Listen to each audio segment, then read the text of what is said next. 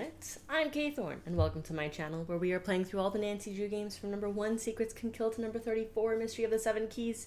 Today we are starting number 33, Midnight in Salem. And I'm ready for this by a complete accident because my normal coffee mug, it's just a bunch of hocus pocus. Based in Salem. If you haven't seen Hocus Pocus, you should go see Hocus Pocus. Great movie. Wonderful. So I just randomly grabbed a shirt this morning. It happened to be the shirt that says they didn't burn witches, and way down here they burned women. So I'm good. I'm ready for a game based in Salem, Massachusetts. That was the shirt was really accident. The cup is also kind of accident, but only because it's a gift and I use it every single day for coffee. You've probably seen me drink out of this mug in previous videos if you've watched my other videos. This is my daily coffee mug.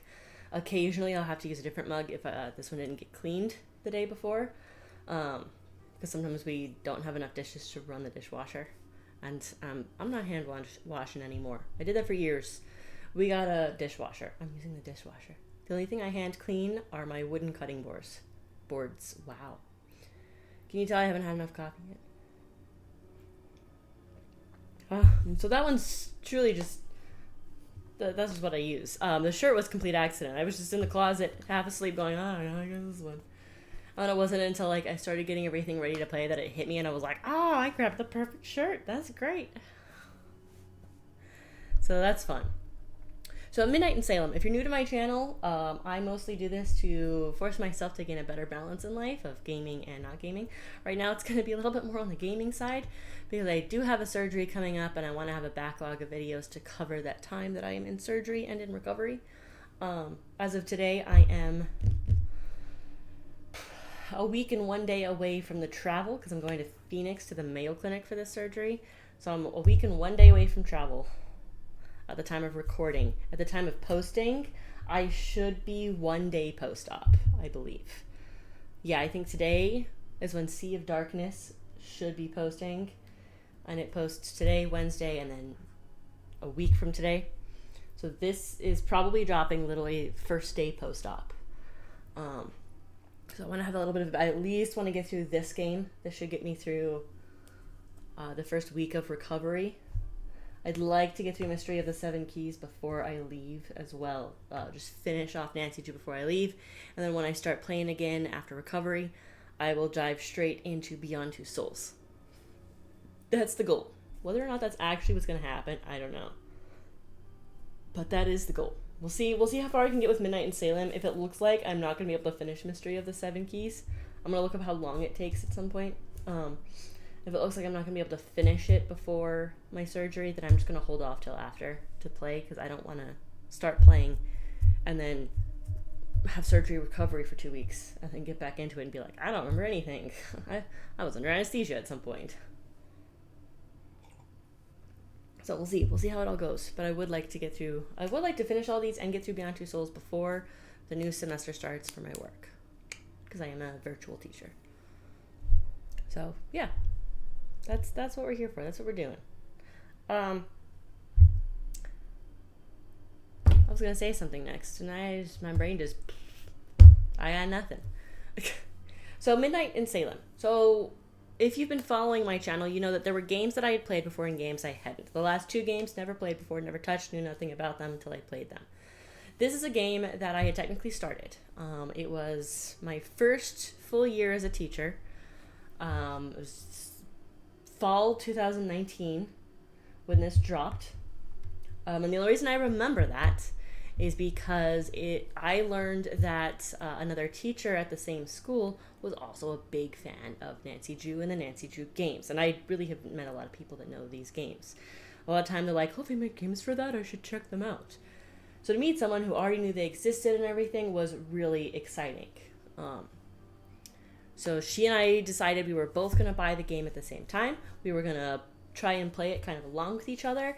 And similar to like a book club, it was going to be a game club. And we were going to meet to plan. And then after we finished planning, we were going to talk about the game and the things that we had both done up to that point. That ended up not happening because that year went crazy, because we started doing that and then our school was hit with ransomware. So we had the stress of now we had to plan with no technology in the classroom. Now, I ignored that and I used my personal computer, because my personal computer and my hotspot on my phone, because I'm bad. And I needed, there were just, every time I was like, oh, this video on YouTube, it'd be great to show. So that's what I did. She did not, but she's been teaching a lot longer, and so she was used to a time pre-computers. I was not. But that was that first semester, so it got really, really stressful when it came to planning and prepping and all of that, so we kind of fell out of the game.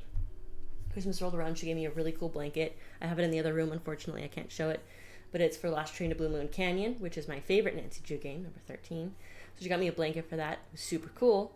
And we were planning, because we had our computers back by that point, the ransomware situation was done, so we were like, we're going to play in the spring. Spring 2020 comes around, and I'm sure you all know exactly what happens. We all know where we were when we got the news to stay home because of COVID. We were sent home on a Friday the 13th, which was hilarious. It was right before spring break. We were sent home, and then over spring break, we were told, don't come back. Don't come back unless you need to grab your laptop or anything else. Although we were told, take our laptops with us just in case. But if we hadn't done that, we were told you can only come back to the school if you need to grab anything from your classroom. Otherwise, you're staying home. And so we were home the rest of the semester, trying to figure out how to switch quickly to a virtual way of teaching. The following year, we were also virtual, so it became a little difficult. That's when I learned I actually really like virtual teaching, and after that switched to a virtual school. But that was the chaos. So I started Midnight in Salem, but then all that craziness happens and never finished it. So I know that we're going to be in Salem. I know that we're connected with Deirdre. It's Deirdre's sister or cousin, relative, who is being accused of I can't think of the term. It's not pyro. Pyro is people who set fires. Arson. She's being accused of arson, setting a house on fire. As we can see here on the video right below me, I think. With all that fire, look at all that. And I'm blocking the amount of smoke. I never quite know where to put my video. I just kind of leave it in the same place. And then sometimes something happens in this corner and I'm like, dang it.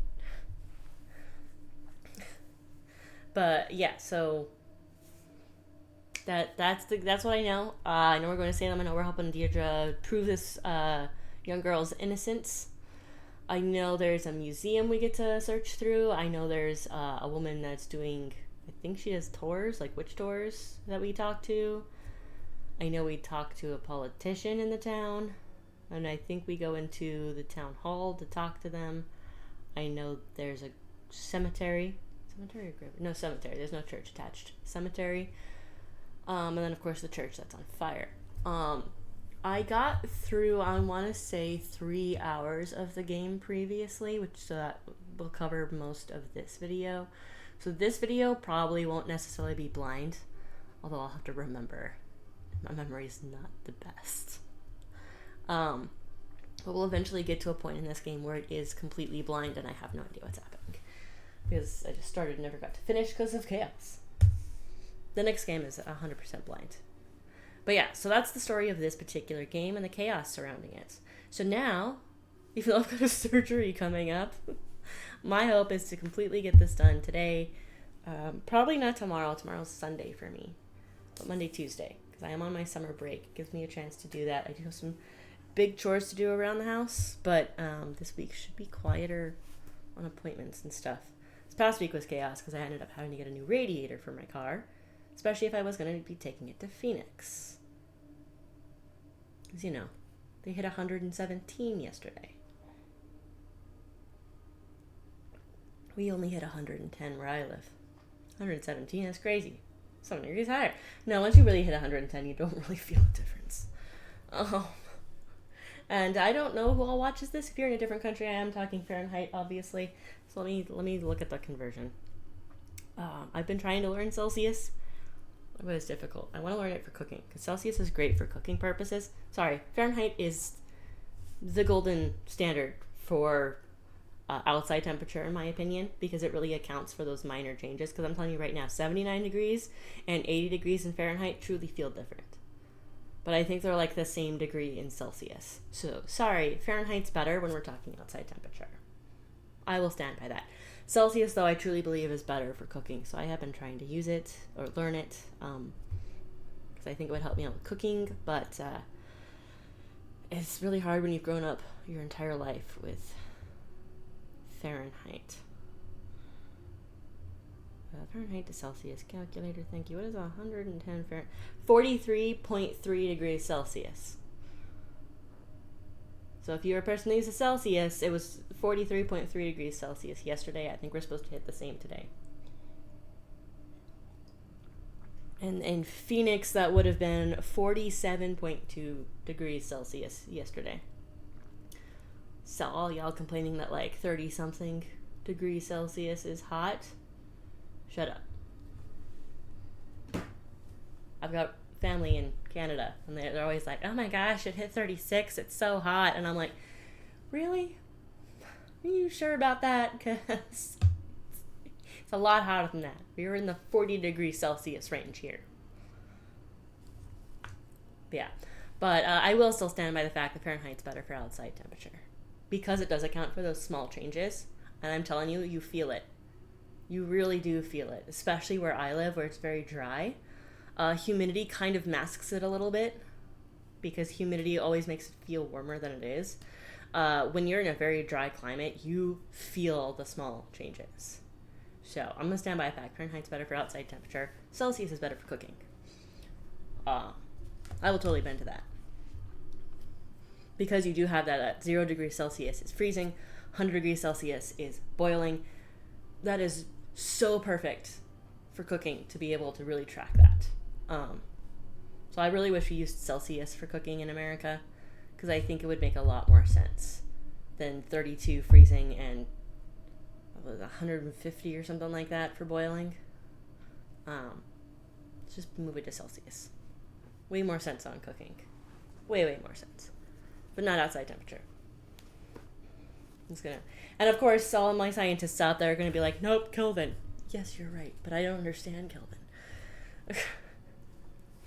So after my ranting and talking and telling a story and all that stuff, let's dive into Midnight in Salem. I feel like I've talked way too much. Welcome to my channel where it's summer break and I don't have anybody to talk to. So quiet. Everyone else is working. And I'm not. I don't have my students to talk to. The coworkers are all vacationing. I got nothing. Actually, I think right now my coworkers might be meeting up. Or was that this past week? I don't know. There was a meet and greet thing that the principal hosted, but I was like, yo, I got a surgery not long after that. I can't do 1,000,000 trips this summer. I can't afford that. So I didn't go. All right. Ooh. So the other thing I know about this game is that this is the first game where they changed the game engine on. So the last game was still not the old school style, but like what they switched to after the old school. So if you watched it, you got the old school style that did not have the checklist, the journal, anything like that. It didn't really have much at all to really assist. Although I feel like things were slightly easier in those games to be able to really track it. Like you could track it yourself pretty simply. Because those games I was able to complete without having to look things up. And strangely enough, the further I get in the games, the more I'm like, I don't understand what I need to do and I have to look it up. So yeah, and I forget where that cutoff is. But there's a cutoff where it changes from the old school to the style that has the checklist and the journal, which is the second game engine. And then this is the next change, big change to the game engine, which is this game, as we can already kind of see. Which one thing I do like that the other games didn't allow for is now I can move my mouse all the way over here to my recording program. So I didn't even, like, there's probably a good 5 minutes at the beginning of the recording, which is just the game loading up and me getting stuff ready. I didn't realize it would do this. So that I like. That's really awesome, because now I can really easily come over here and, like, do stuff without, like, the game is still up. Like, I'm clicking over here, I'm doing stuff, and the game is still up. I like that. I love that to the game engine. It is going to take me a bit to get used to this new game engine because we've been playing in the older game engine. I think Seven Keys is the same game engine, so that'll be nice to know. So I like that so far. We're still going to go with Amateur Sleuth. I'm really hoping to just beat this game out, just quickly get it done. But just in case things happen, life happens. I want that checklist that I can double check on. Dear Ned, Austria has been wonderful so far. Dad called. He wants me to get an old relic while I'm here. I don't like the new voice actress. Book of Apologies, which dates back to the 17th century witch trials in Salem. I'll be going to Mosam Castle to retrieve it before I head back to the States. It's said to be haunted, so I'm expecting some good scares and mysteries. Ever yours, Nancy. It's nothing against the voice actress, it just doesn't sound right. I'm so used to the old voice. Feels like ages since I was on my last adventure. Yeah, it was like 4 years. So, are you coming in? That's all right, Miss Drew. I'd prefer to stay out here. Why? It's so warm and inviting in here. Yes, I'm glad you're enjoying yourself. All of Judge Sewell's effects are there, just as your father requested. Although, I will tell you, as I told him, the desk is locked, and I don't have the key. But I will gladly stay and answer any questions you have. From the other side of this door. I recommend opening the window for some light. There's no electricity here. Well, in that room at least. Okay, yeah, that's right. It's... Ugh. Huh. Checklist. So that's the phone. Messages. Photos. So that's the gallery. This is taking a photo. And then the checklist then is like the first thing you have here. It's looking around. On the screen, just to turn. That's completely turning around. Malleus Maleficarum. Wow. The Hammer of Witches itself. Gives me chills knowing what it did. Yeah. Yes, indeed. A how-to guide for hammering out witchcraft. It was written in 1487 by a man whose name I won't even bother to mention because he used bunk science to send hundreds, if not thousands, of people to their death. Oh, we get to read some of it. Part 3, second head, question 4. The judge should act as follows in the continuation of the torture. First, you should bear in mind that just as the same medicine is not applicable to all members, but there are various and distinct salves for each several member. So not all heretics or those accused of heresy are to be subjected to the same method of questioning, examination, and torture as to the charges laid against them. But various and different means are to be employed according to their various natures and persons. Is that an H? How a surgeon cuts off rotten limbs. And mangy sheep are isolated from the healthy, but a prudent judge will not consider it safe to bind himself down to one invariable rule in his method of dealing with a prisoner who is endowed with a witch's power of taciturnity, and whose silence he is unable to overcome. For if the sons of darkness were to become accustomed to one general rule, they would provide means of evading it as a well-known snare set for their destruction. Ugh. Oh, I could read it better if I did. Was it how? Oh, it's now. I knew it was either an H or an N. Is this Judge Sewell's desk? Ah, yes. That desk is where he spent most of his time working when he wasn't in court. Custom made. If the Book of Apologies does exist, he would have written it at that desk. And what's inside this alleged book? Your father didn't tell you? It was a ledger containing all the names of the accused witches from the Salem witch trials. Judge Sewell had doubts about his convictions, and he wrote the book as a means to make amends. Allegedly. Yes. Allegedly. I found a letter. It's addressed to Abigail Hathorne Woodley. What does it say? I do regret to write to you in this state. I have been racked with guilt as my fervency of spirit was too great to determine a conviction just.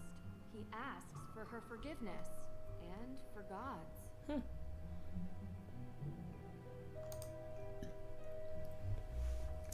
Wow, so what she just said, and then relentlessly have I cried for his mercy, longing for his light to bathe my conscience clean.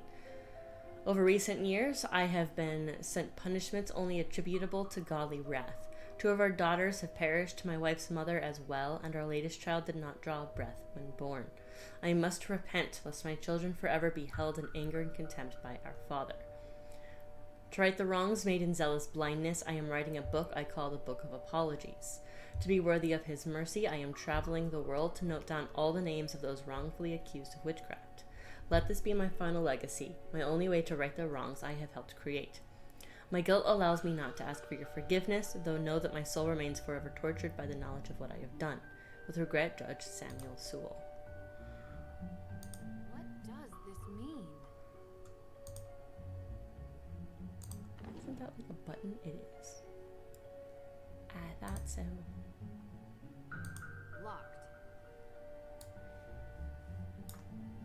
How do I go back? There we go. I don't know how I feel about this. Jesus. Some of this stuff looks very old, Oh, but it doesn't look like it's very useful. nope, that's not what I want. Oh, great. You know, that room used to be a prison cell. Mosan Castle was the site of the most famous and violent witch trials in Austrian history. The Salzburg witch trials predate the Salem witch trials by 17 years, actually. After the incidents in Salem, Judge Sewell willed his personal effects to be preserved by whichever museum would have them. And since we are the premier historical reference on witch trials, it ended up here. So, you've seen his Book of Apologies. The book written by Judge Sewell? Oh, no. I've never actually been in that room. You mind if I ask why? Is there something scarier in here than creaky floors? Well, let's just say that ghosts exist in this castle. Okay. And if they do exist, they definitely haunt that room. Cool. Ghost? Can't say I've ever seen one, but they are non-corporeal by definition.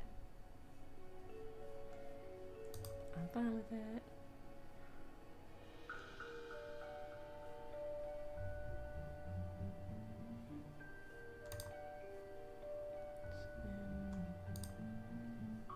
Ooh.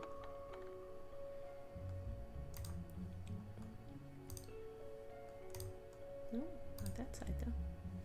That's gotta be the key for this. Doesn't fit. What? Doesn't fit.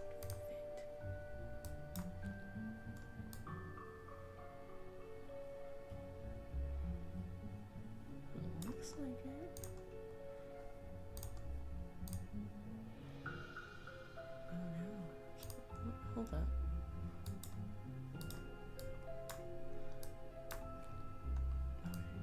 I'm still learning how to... That's what I'm doing.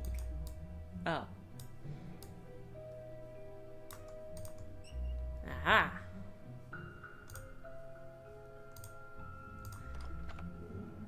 What a clever desk. It even comes with a labyrinth.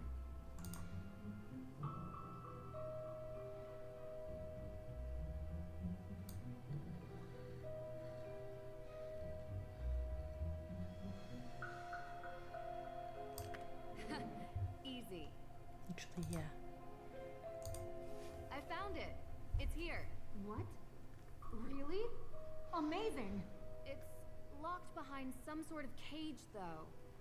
The lock says A.W. Any ideas? A.W.? No. But I have some tools in the shop that might be able to cut it free. In my shop. I'll go. Meet me there. Where is that? Hey, wait for me. The Book of Apologies. It's locked. The Book of Apologies. It's locked. Okay.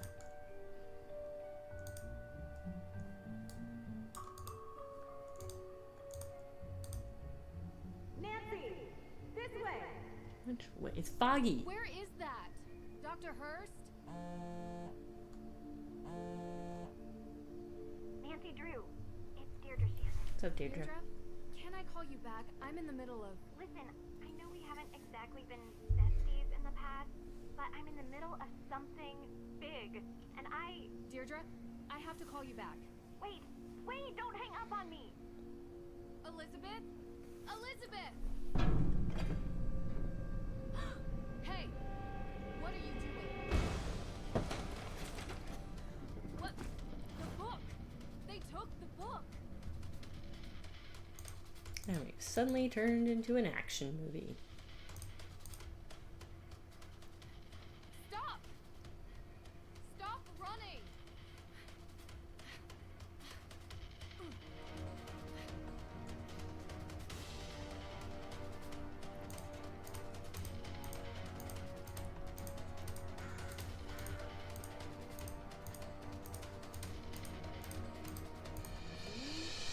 Gotta move slowly.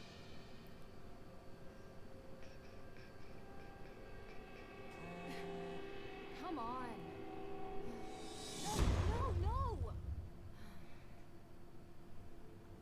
I don't know why you said anything. Gotta figure out which way they went. Must be a clue here. No, I'm kidding. Like, I mean, from Vienna to Boston. A ticket to Boston. This canister looks to have been used as a homemade smoke bomb. Yeah, let's maybe take the key. A-W key. A-W. Same as the desk. This canister looks to have been used as a homemade smoke bomb.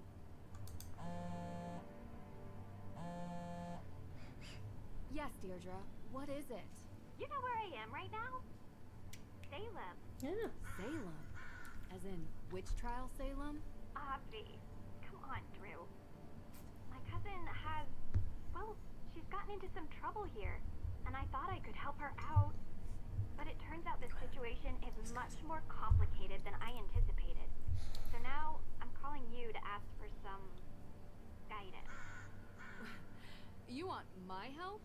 Ugh, yes, don't make this more painful. I could use your professional opinion, okay? Well, it so happens that the case I'm on is connected to Boston, which is just nearby Salem. And I was never a big believer in coincidences.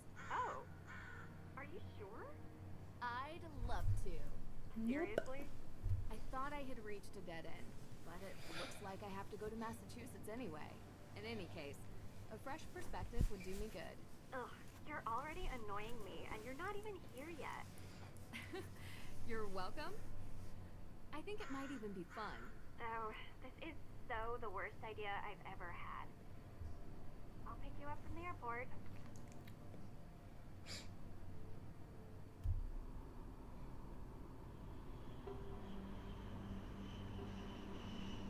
Man, this looks so I different. appreciate you coming here, Drew. I'm just glad you didn't change your mind and leave me at the airport. Might have crossed my mind. Keep the excessive cheeriness under control, and we'll be fine. No promises. Where were you, by the way? Austria, Did I interrupt a vacation with Ned? didn't you bring me here to help with a case? Yes, I did.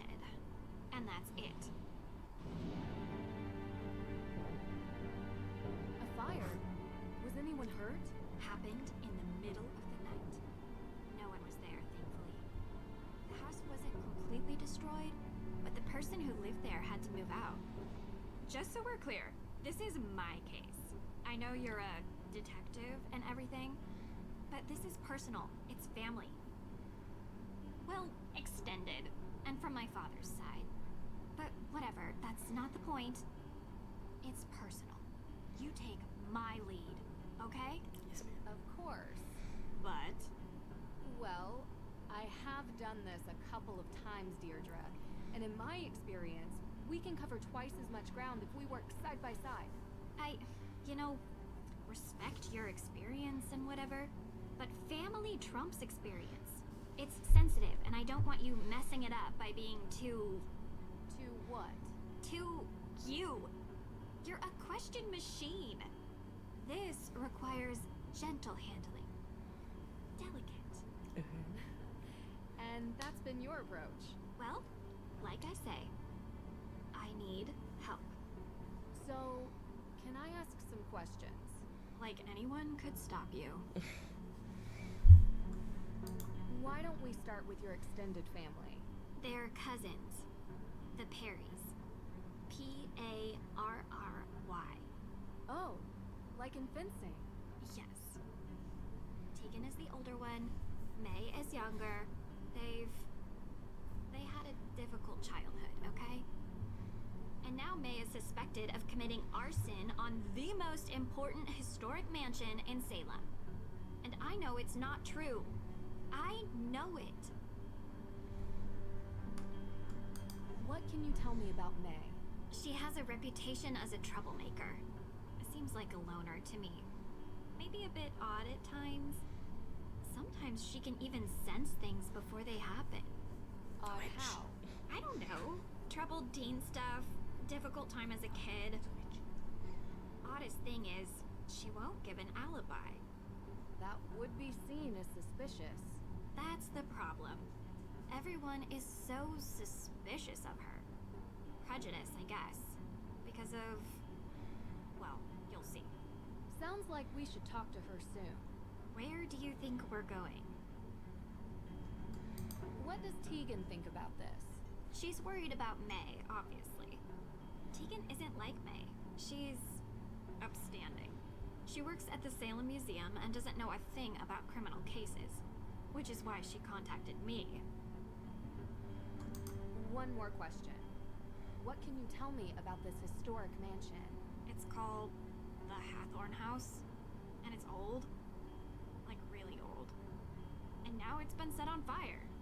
Nothing else significant about it? Well, yeah, a lot of things. But one that's kinda why you're here. Which is why. The Hathorn House is haunted. And directly connected to what we were just doing.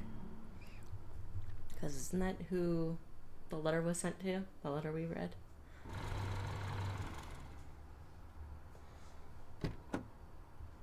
I don't know if I'll ever get used to this game What do engine. you mean, haunted? Exactly that. There's ghosts. Deirdre. I don't believe it either, Drew. But I can't explain it. Everyone seems to think they exist. With so many sightings, even if it isn't real ghosts, something is definitely going on. I thought that maybe you can disprove them. So, would you please get out of my car and come inside?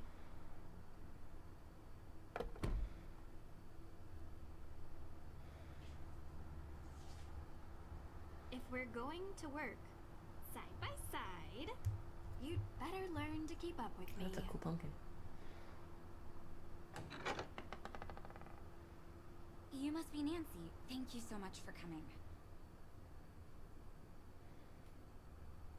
You know, you live in the same neighborhood for 20 years, and you'd expect your neighbors to be a little more understanding when your family is falsely accused of a horrific crime.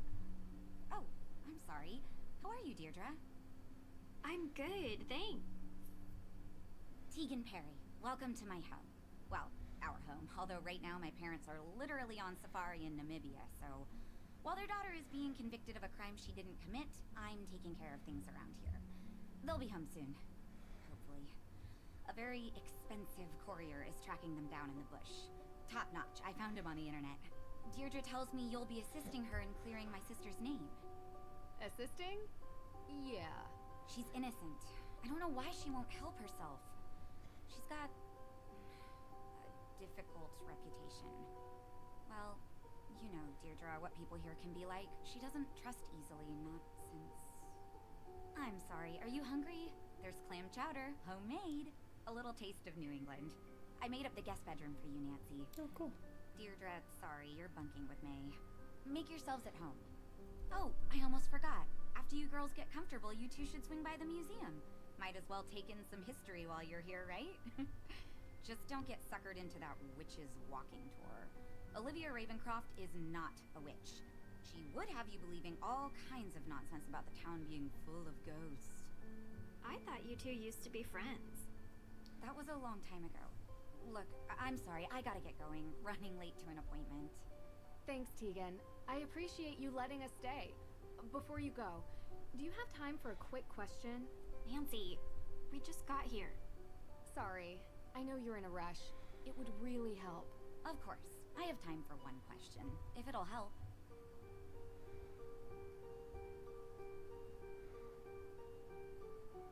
Do you mind introducing me to May? Sure. What do you want to ask her?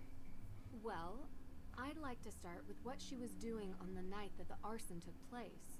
Look, May hasn't had an easy life, okay? Not easy in what way? I don't want to be insensitive. I'm just trying to understand why she'd be seen as a suspect because of her past. An accident happened when she was younger, and you might want to ask about it when you see her. Don't. You'll only upset her.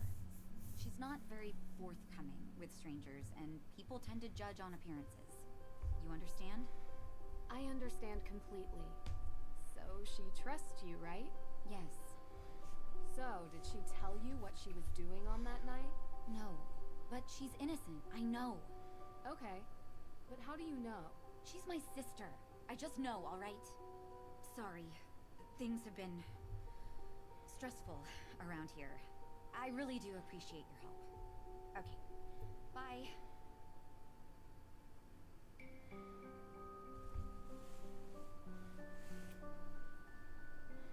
You jerk. Tegan said you've been in town for days, but you haven't come by.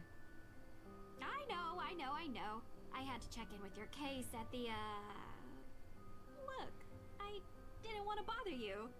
How you holding up? I've been accused of worse. No, you haven't. Hey, at least I got you to get off your butt and finally visit me. Oh, this is the girl I was telling you about. Nancy Drew. Nice to meet you. I'm a big fan of pink, but I like those leggings.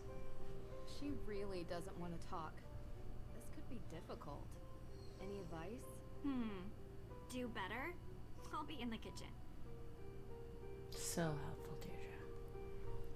Okay. I'm not talking to Deirdre.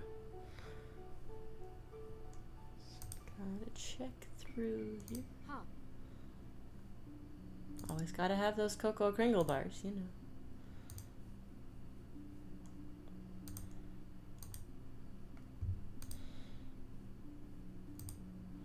So this is the guest bedroom. The neighborhood looks peaceful from up here.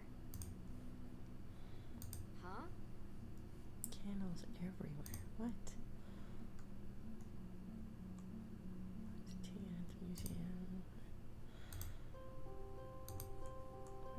Wait. There's stuff right there, though. Huh.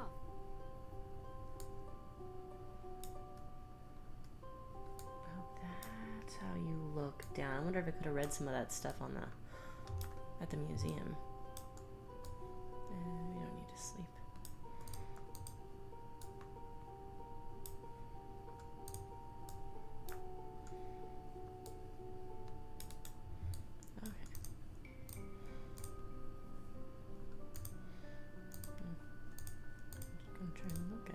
Oh wait, right click to look at it.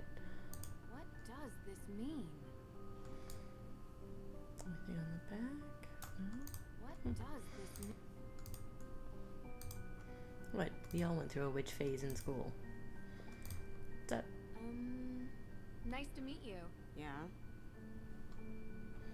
Do you mind if I look around the house?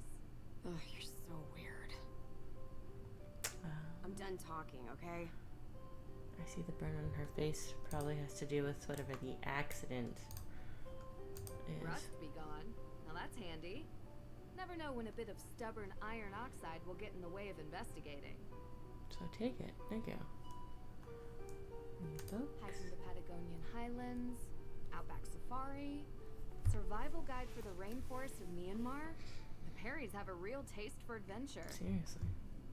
And they apparently don't Hiking take their Patagonian kids. Highlands, Oh, Outback Safari, same thing, okay. Survival Guide for the Rainforest of Myanmar. The Perrys have a real taste for adventure. Okay. Are you ready to leave yet? We don't have all day. What were you actually doing before you picked me up from the airport? What do you mean? You gave May a non-answer when she asked why it took you so long to stop by here. A non-answer? Yeah, because I went to the police station. And they're still going through the evidence. And when they found out I was May's cousin, they started laughing. So they think she did it. Everyone does. So, I went to check out the Hathorn house myself. But I never went inside. The ghost? What? No. There was some weirdo there who told me the ghost was going to steal my soul. It was totally creepy.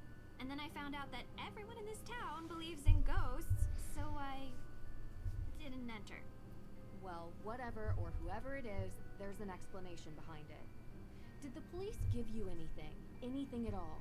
They told me there's a Judge Danforth in town, and he's going over the particulars of the Hathorn House estate. I found his office, but he kinda never let me enter his office. Believe me, I tried. I know him. Not well, but enough to get through his door and have a conversation. Alright, are we going into town or what? Sure. Who could gain something by burning down a house?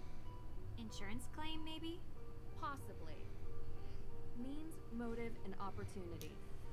We need to start interviewing. See if anyone checks off those 3 boxes. And in your experience? It's usually something much more personal.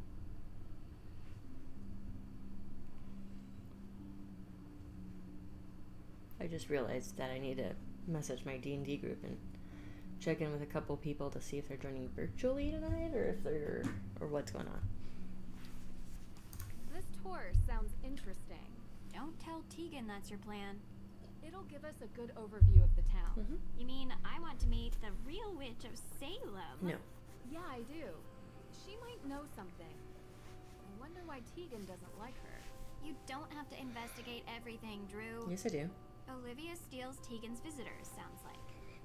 You really want to do the dumb tour? Yes. Don't have to come with me. Side by side. Gotta be honest, it does sound more fun than the museum. They both sound fun.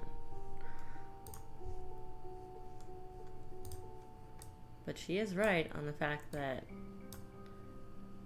we gotta explore everything, man. Gotta talk to everybody, do everything. Gotta do all the things, man.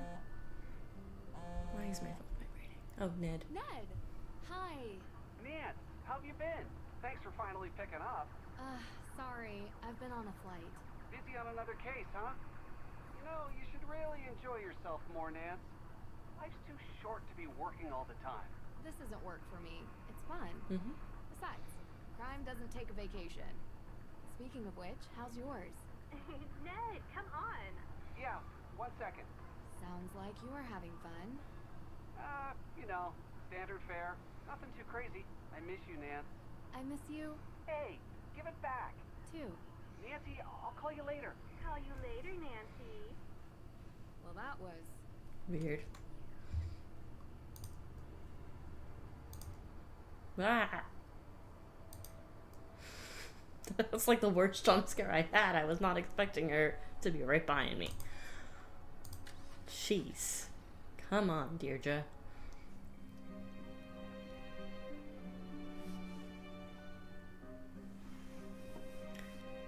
This is such a weird...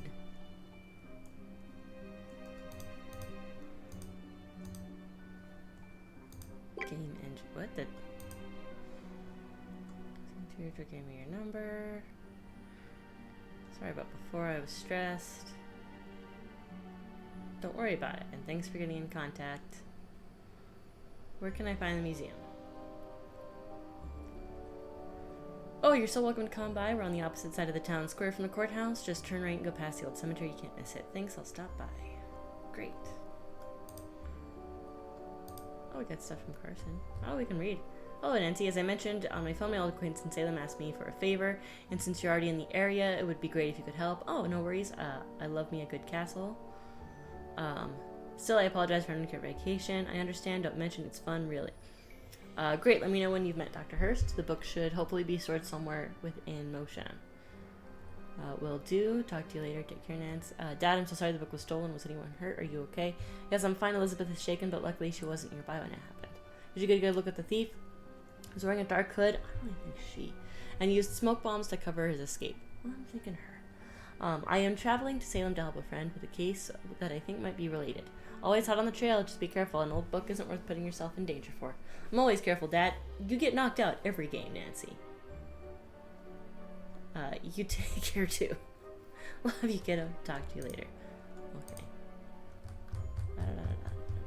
Hey, Nance, how's it going? Hey, Ned, everything's great. Austria has some wonderful views and the people are nice. How are you? I'm good. Still on vacation. Gonna go hang with a few friends tonight. Miss you too, Nance. We'll have to catch up later. The bus is here. Okay, talk to you soon. Hey, Nance, I swear you would have loved this place. We should go here together sometime. There was a robbery. The book I was looking for got stolen. What? Are you okay? Yes, I'm fine. The thief dropped a torn plane ticket, so I'm following him back to the U.S. Nance, are you sure you shouldn't just let the police handle it? I am seeing this through. There's something going on and I have to figure out what. Okay, just let me know if there's anything I can do. I will. Love you. Love you too. And Tegan's messages. Cool. Let's maybe start with the judge. Or this. Visitors! By now you know the story of the witches of Salem. Those poor souls were caught in a time of fear and greed, and they paid the price. They may have died, but witchcraft lives on in Salem. Oh, this should be interesting. The world would have you believe witches were not real. I'm not talking about old, ugly women who curse their neighbors and fly on broomsticks. The truth is, witches are real. They have always been real. They are alive and well. They are powerful, carrying the secrets of the world beyond the one we see. Ritual, mystery, magic. Most exist now only in secret, and they may be standing among you even now. It is said that in Salem, a coven of witches settled in recent years, set on revenge for the deaths of the Salem witches. Their ritual, one midnight on Halloween, unleashed the angry spirits of the past. That's so cool. How did you do that? Thank you. Now, if any of you are interested in the real history of the witches of Salem, I provide self-guided tours through some of my favorite locations in town. And perhaps you too will see one of the restless dead. Thief in Austria used the same kind of stage magic she's using. Thief? There was a thief? What were you doing there? Visiting a spooky old castle. Really liked it. Do you regularly fly to Europe for investigations? Sometimes. And if you want to learn about being a witch, come forward. I want to go to settings. Oh, this is just general? I'm advanced. Not graphics. Audio.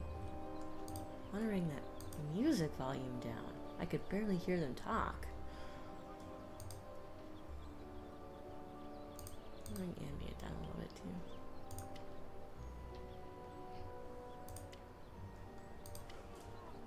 Huh.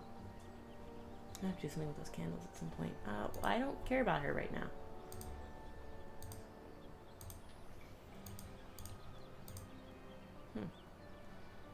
The road has completely collapsed into the sinkhole. No wonder they closed it off. The ground is still crumbling. Yeah, I was looking at The that. road has completely collapsed into the sinkhole. Whatever. No wonder they closed it off. The ground is still crumbling. Whatever. That group is really chanting up a storm. What has them so angry? Why don't we go that way?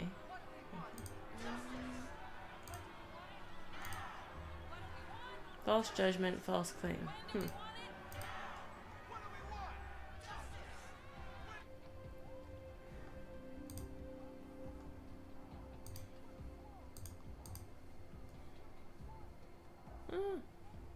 Isn't that Teddy Roosevelt?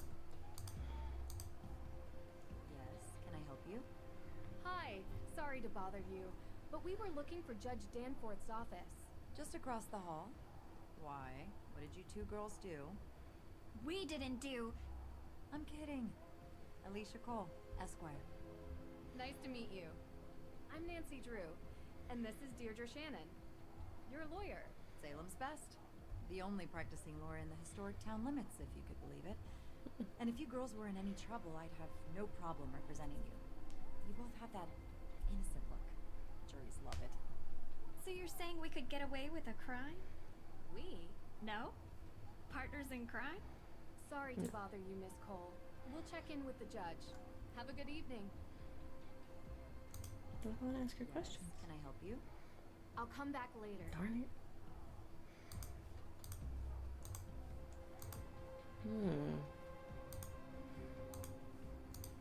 Can you? That group is really chanting up a storm. What has them so angry? I'm not sure how. That group is really chanting up a storm. I want the What arrow. has them so angry? Where's that arrow? Jeez. It's kind of frustrating with that. You'd really become my enemy if I committed a crime? Sorry. You shouldn't joke about that. Why? You gonna arrest me? Maybe.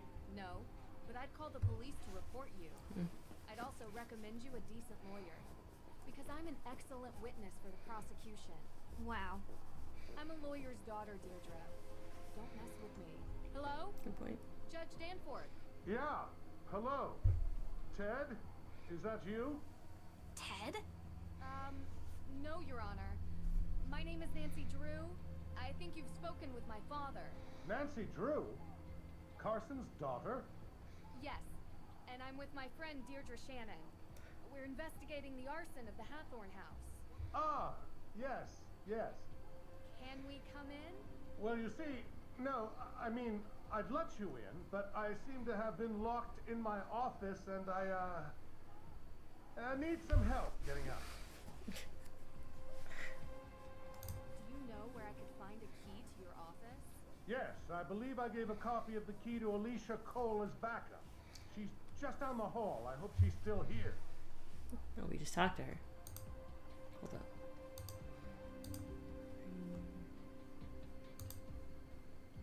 No, can't do anything with those doors.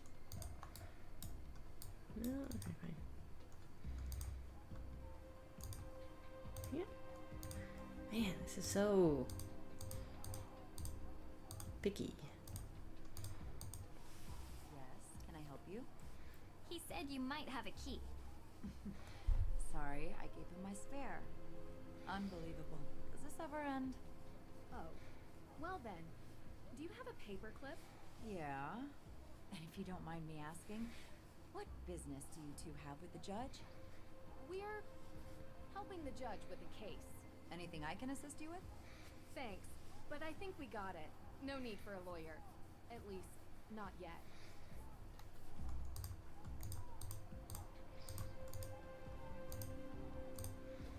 Judge Danforth? I couldn't find your key. What? Alicia said she'd keep a copy for me. Well, I did find a paperclip. I think I can pick your lock, if that's okay with you. Yeah, sure, fine. This shouldn't be too much of a challenge. Oh. It gives resistance.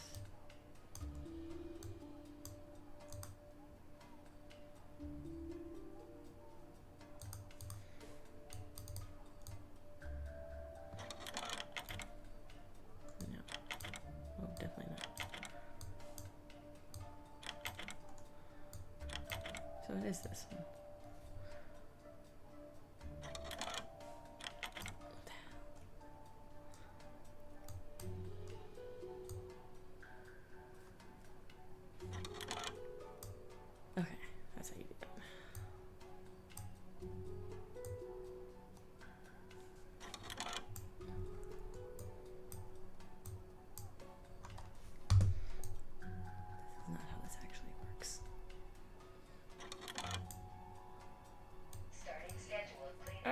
forgot about the robot vacuum. Oh, come on. I need to pause the robot vacuum.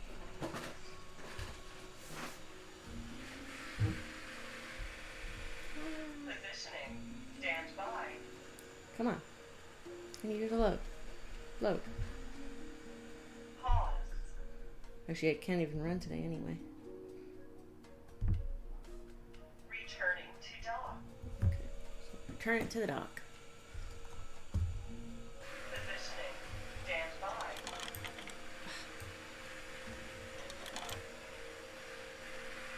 What's this one right here? What the heck?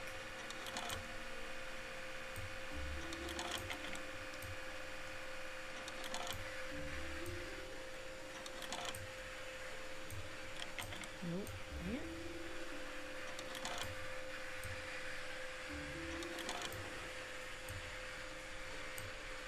It's this one.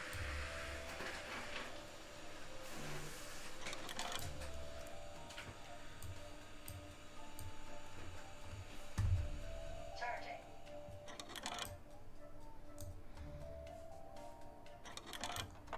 Jeez. Still got it. Efficient. How'd you learn to do that, actually? Online video tutorial. Someday you have to tell me about your secret life of breaking and entering, Drew. Because you're in danger of being cool. Which, honestly, I just don't like. Someday.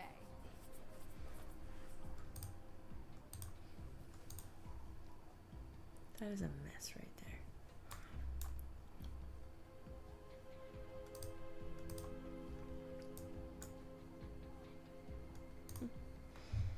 What's up, dude?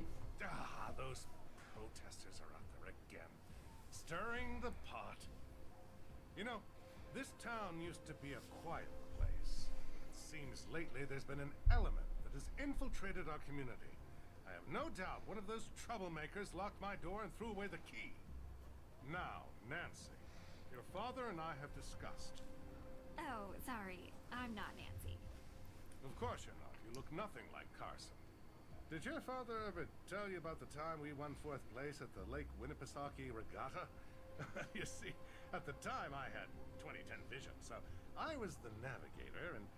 Judge, this is Deirdre Shannon. She's working with me on the case. Deirdre, you're the one who tried to break down my door. Breakdown? Your Honor, that's an exaggeration. I was knocking. Heavily. Look, I'm really busy dealing with this Hathorn House business. Being a judge is not as simple as, you know, investigating during your free time. Well, we just used our free time to unlock your door. So I'm sure you'll be willing to repay us with some answers to our questions. Right? Yes, of course. Can I help you, Drew?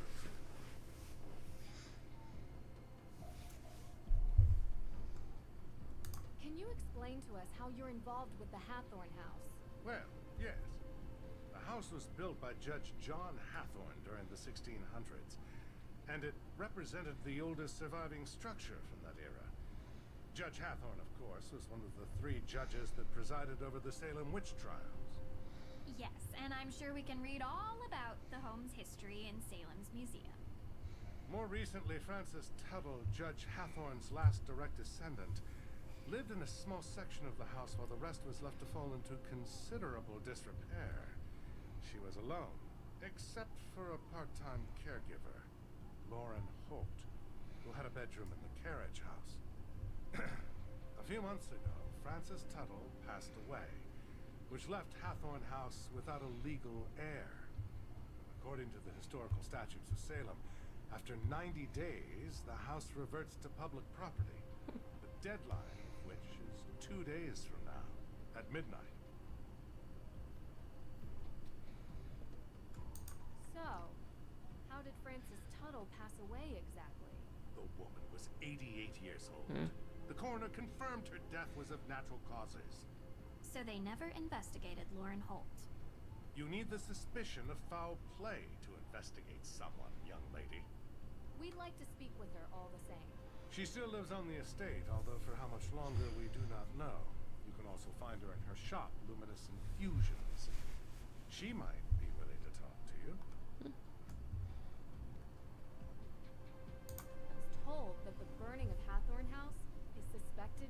case of arson. How did the police come to that conclusion? The investigation found paint solvent residue on burnt embers, suggesting someone deliberately used an accelerant. Thankfully, Mrs. Tuttle never had to see what became of her home. And what evidence do you have that May Perry is the one responsible for this? Evidence? Have you ever heard of recidivism? 3 out of 4 criminals in the United States are repeat offenders. And there's only one person in all of Salem who has a history of fire-related crime. So, there is no evidence. Not yet, but there will be. You don't need evidence. She's already been convicted in the court of public opinion. Is that what she said? No, I'm saying it. She has a history with this sort of thing. What's May's motive? What does she gain by burning down the Hathorn house? You'd have to ask her. And while you're at it, you can ask about her alibi, which she refused to give to the police. So, any other questions? So the Book of Apologies. Why did you really need it? Yes, and first of all, I'm so glad you're all right. Nasty business. Had I known you were going to be put in harm's way, I would have never called Carson and asked for his help. I've done plenty of work for my father. Trust me. I can handle This it. is normal. Yes, I'm sure you can. So I've already heard some stories, but would you mind giving me your version of why the book is important? Yes, so Judge Sewell was rumored to keep a ledger of all the accused, intending to publish it to reconcile with their families and clear their names. But he passed away before he could do so. Going to Austria for a rumored book seems like a heck of a long shot. Well, I have been under some pressure from the AW group. AW as in accused witches. Interesting. Don't you think it's dangerous throwing around May's name as a suspect before any evidence links her to the crime? What do you mean? What are you saying? From what you've described, there is no evidence against May. Yet you were saying that she did it. As a judge, I think you would be the first to admit that sounds prejudicial. It is not just me, Miss Drew. There are plenty of people who believe that May is responsible for this crime. But there's still no evidence. It is not prejudice when she is the only likely suspect. There's no evidence. Actually, that is the definition of prejudice. I'm not going to have this debate with you. There's Is no there anything evidence. else? No. Talk to you later. Miss Drew, before you go, there is something else I need your help with. You're not locked out of your car, are you? Oh, no. There was an incident here recently. Someone broke into the evidence room. Oh. Have you called the police? Well, no, not yet. I don't think anything was taken. Never mind. I'll call the police. Thank you for your time. I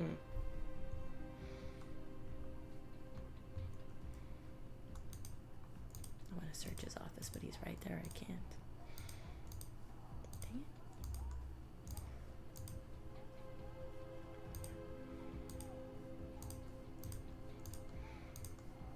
Oh my gosh. This is so frustrating.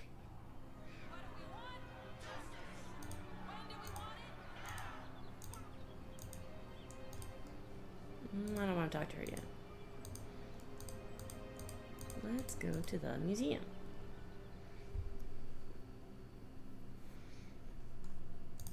Start to the right. That's closed. Okay, can't look at those, I guess. Rocks Emporium.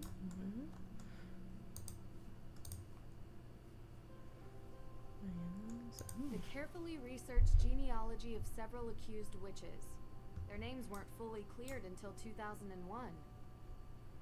Seriously? Jeez. The dark times of the Salem witch trials. The deadliest witch hunt in North America. Total 20 executed, over 200 accused. 19 found guilty that were executed by hanging. 1 crushed to death. Jeez. 5 died in jail or from torture. Bridget Bishop, George Burroughs, Martha Carrier, Giles Corey, Martha Corey, Mary Easty, Sarah Good, Elizabeth Howe, George Jacobs, Susanna Martin, Rebecca Nurse, Alice Parker, Mary Parker, John Proctor, and Pudiator, Wilmot Red, Margaret Scott, Samuel Wardwell Sr., Sarah Wilds, John Willard. That is something a lot of people don't realize, is that there were men that were also killed that were accused of witchcraft. Less men than women, but... The carefully researched genealogy of several accused witches. Their names weren't fully cleared until 2001. But there were men that were accused and killed as well. Just more women than men. And a lot of the women that were killed because they were smart. Because they could read. They understood how plants worked to create medicinal herbs to create like teas and stuff to help with stomach aches or basically chemical abortions. Because with the right mixture of stuff, it could abort without causing problems to the body. So women who did not want to have a child with whomever impregnated them, because there were a lot of really awful men at the time, and they were like forced to marry them and stuff. It was gross. They would go to witches. That's actually Baba Yaga. I really love the story of Baba Yaga because it's based off of a real person, or real people rather, who lived outside of town at a place with a bunch of plants, because they would use those plants to create things to assist with various medical things, but including abortion. And that's actually the main reason people went after them, claiming witch, blah, blah, blah. And that's also why Baba Yaga rides a mortar and pestle, like a flying mortar and pestle, because in reality it was somebody who would use a mortar and pestle to grind things down to create various medicinal teas and stuff.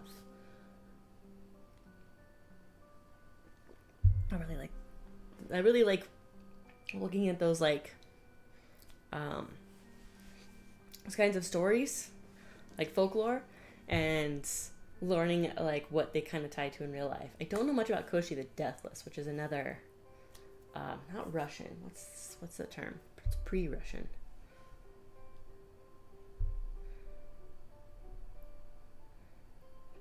I'm gonna look up pre-Russia.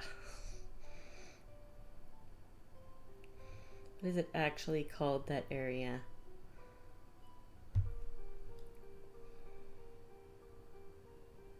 I know pre-Russia is not the way to look this up, but I can't remember what that area is called.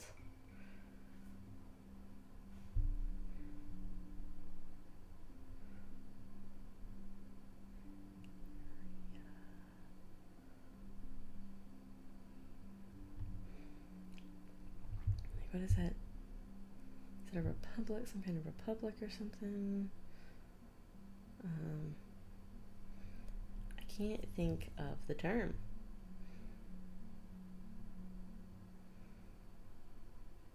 I'm never going to find this, and it's going to bug me until I wake up at 3 a.m. when my brain goes, this is what it is.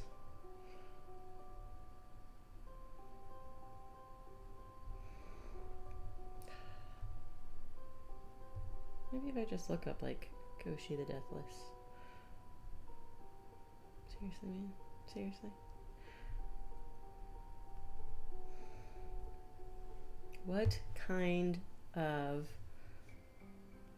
folklore is this? It's not Russian folklore. Slavic. Oh my gosh. It's gonna bug the crap out of me. Slavic folklore. I love Slavic folklore. Koshi the Deathless. Closed off. Looks like they're preparing a new installation. Oh, but yeah, Koshi the Deathless and all of that.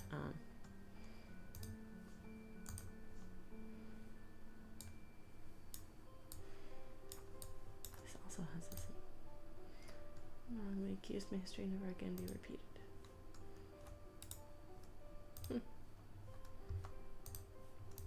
Yeah, I love all that folklore. I love folklore in general, but definitely that Slavic folklore, because you don't really hear about it. We hear about all this other folklore, especially because of out of Germany. I can't remember their name. The original Cinderella, the original Snow White, I think they also have. the original Little Red Riding Hood. Can't think of their name, but all those stories, we know a lot of that folklore, but we don't really get to learn about Slavic folklore in America, so I love reading up on it, learning about it myself. Sad that even children are named in the list of those accused witches, like Abigail Johnson, just 11. Oh, here we go. Let's do this so it's larger on the screen. The Salem witch trials were a tragic time where those accused of witchcraft were not only adults. The hysteria and accusations implicated even the youngest in Salem, the children. Many children were accused, tried, and put into prison. In 1692, Abigail Johnson, at the age of 11, was one such child accused of witchcraft. Her mother, Elizabeth Johnson Sr., was also accused of witchcraft in the trials. Abigail had lost her father just 2 years before the Salem trials, and she was being raised by her mother and grandfather. The trials were known for the accusing of many widows and people who had been in trouble for any number of reasons, especially those who may have had relatives who were outspoken against the trials or came from a position of wealth. Such was the case for young Abigail. History notes that her grandfather was an early critic of the witch trials and was known to be outspoken about the injustices of the trials proceedings. Abigail and numerous members of Abigail's family were accused of witchcraft. The examinations were known to take into account members of the families for many of those accused. For Abigail, this included her mother, her sister, and one of the more famous persons accused in the trials, her aunt, Abigail Faulkner. Aunt Abigail Faulkner was arrested around the same time as young Abigail and accused of afflicting others, resulting in her confession. For Abigail Johnson, this time in her life was a long series of examinations, accusations, trials, and depositions. Her aunt was arrested on August 11th of 1692. Her testimonies resulted in an arrest warrant being issued for young Abigail Johnson on August 29th, even though she was only 11. Abigail's widowed mother was also arrested. The Johnsons were arrested and examined on September 16. Shortly after, Abigail's brother was arrested. Jeez. Other family members, including her cousins, were examined and are recorded as being among the young children who were accused of witches of Salem. The trials appear to have embroiled suspicion and accusations where neither family nor child were spared from implication, questioning, or arrest. For Abigail Johnson, while both she and her family were arrested, none were among those who were executed. Still, the accused were imprisoned, suffered from poor conditions, and the loss of friends and family. After the trials, many of the accused were known to have petitioned the courts for payment for their losses and asked for the courts to clear their family names. The family of Abigail Johnson, who were accused of witchcraft, included her brother, Stephen Johnson, and her older sister, Elizabeth Johnson. The fear of dark evil spirits possessing the people of Salem, both the old and the young, caused hysteria, resulting in 20 people executed and over 200 accused of witchcraft. Sadly, the hysteria started with accusations that actually originated from young children. When Elizabeth Parris, age 9, Abigail Williams, age 11, claimed to be possessed by the devil and blamed local witches for their actions. Ironically, these first accusers were children. Their accusations became the spark that led to young children, even younger than Abigail Johnson, to be added to the growing list of accused. When the children who were accused of witchcraft were arrested, like Abigail Johnson, they endured pain while kept in what locals called the witches' jail. The children accused and arrested had cold and dark walls in the prison with rats and little food. Dorcas Good, was the youngest child in the trials. She was accused when she was only 4. She was the youngest among the accused and had to spend 8 months in a prison dungeon. The trials ended for little Dorothy, but her mother, Sarah Good, was later executed. The little children accused of witchcraft in the Salem witch trials suffered and are always to be remembered as we honor the accused. Man. And a lot of times, the people who make these games do a lot of research, and this is all pretty accurate.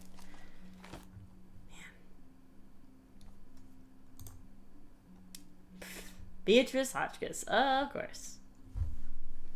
Roger Conant founded Salem in 1626 as a colonial town, which was first called Nomkeg. Nomkeg? No. For the settlement's location at the mouth of the Nomkeg River. The settlers wanted to call it Salem, inspired by the Hebrew word for peace. Despite the peaceful beginnings as a settlement of immigrants, Salem is best remembered for the witch trials of the 17th century, the deadliest witch hunt in American history. We were one of the last witch hunts, too. America kind of jumped in late. England had their own witch trials also in the 17th century and had passed a Witchcraft Act, making it the law to put anyone who practiced witchcraft to be put to death. The settlers knew about the dangers of witchcraft through their own histories, but history still repeated itself. From 1692 until 1693, over 200 were accused. The Court of Oyer and Terminer was established by Governor William Phips to interrogate those accused of the work of the devil, witchcraft. Phips and his active deputy governor, Thomas Danforth, both men of position and wealth, appointed judges to preside over the trials. One of the harshest judges on the accused was the rich and powerful magistrate, Judge John Hathorne. Hawthorne's examination... I'm not used to Hawthorne being spelled that way. Hawthorne's examinations and interrogations relied on spectral evidence, and it has been noted in history that he often judged with an assumption of guilt. Many believe the accusers often gained in wealth and land rights from their accusations and sentencing that was solely based on spectral evidence. After the dark period of the trials, laws were changed and Salem's shipping and merchant economy grew. The settlement became a place of assembly for officials during the War of Independence. Many luminaries hailed Salem, including noted author Nathaniel Hawthorne, born in 1804. Everything you could ever want to know about Salem's history, from the Namtiag people to the Great Salem Fire of 1914. Any books here? No. What do we got here? Let's see. Let's see. Something strange or natural smoke, people loitering, someone carrying a jerry can, don't hesitate, report it. Because where there's smoke, there's fire. Let's see. Ooh, nightly ghost tour. Candles are everywhere.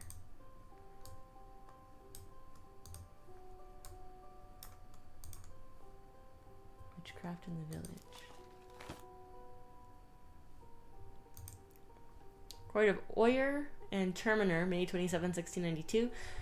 Judge John Hawthorne and Judge Samuel Sewell presiding for examinations. Excerpts from the account of the trials released on command from the special command of His Excellency the Governor Sir William Phips. Judge Hathorne, how say ye in performing the crime of witchcraft? Sarah Good, what evil spirit have you familiarity with? Sarah Good, none. Judge H, have you made no contract with the devil? Sarah G, no. Judge H, why do you hurt these children? Sarah G, I do not hurt them, I scorn them. Judge H, what creature do you implore them? Sarah G, no creature, but I am falsely accused. We whose names are underwritten verify that we heard the aforesaid Sarah Good on February 1692. Magistrate.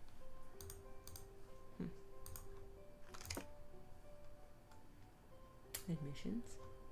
Not pricey. $25. Jeez. Hey, sorry about the mess. We're in the middle of installing a big showcase. So what have you seen in town so far? We decided to do the Real Witches tour. Oh, you talked to Olivia. What's with her getup? Witch? Street magician, maybe? Everyone has to make a living. Is she telling the story about a coven living here in the recent past? Yeah. Why? Just bad taste. Olivia is quite the local character. I hope you don't mind if we do the tour. I want to see more of the town. And finding out a place's old superstitions is kind of a habit I've gotten into. I'm excited to look around the museum. Of course.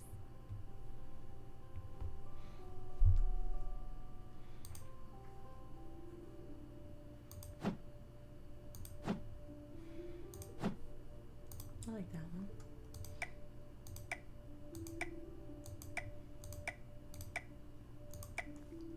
Ooh, I like that.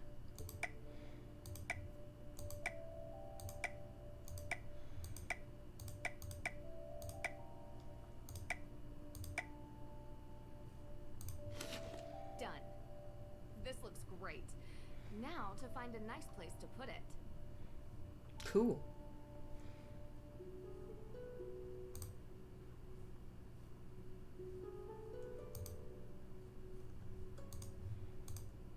How's the investigating going? Any progress with May? I've Haven't got even some done much. leads. I haven't had much progress with May, though. I was wondering if I could ask you a couple of questions, if you have time. Sure thing. How can I help?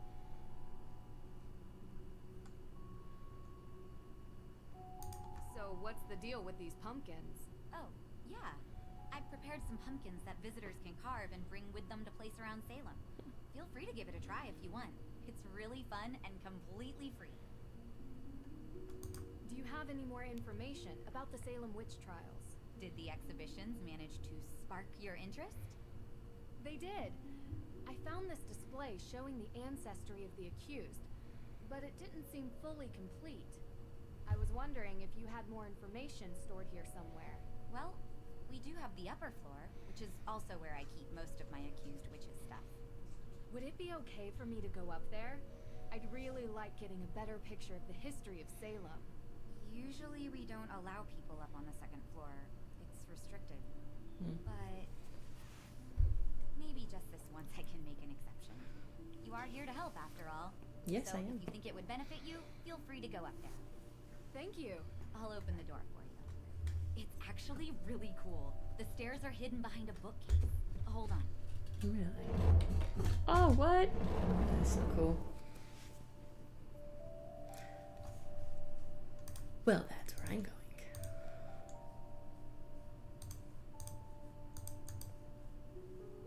Okay, do I have to go the other way?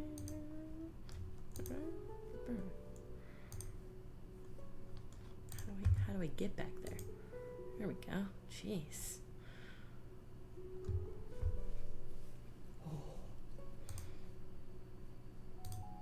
Okay, that's not actually what I wanted. Oh man, I'm all the way over here.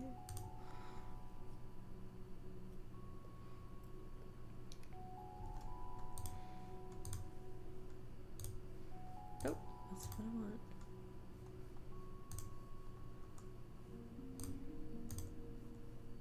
Whoa, originals? These books must be hundreds of years old. No wonder they're restricted. Oh man. I hope their information is still open to the public at least.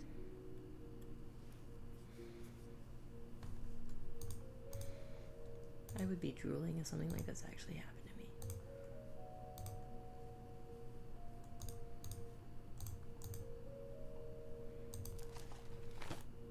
Salem and the Prohibition? Really? AW.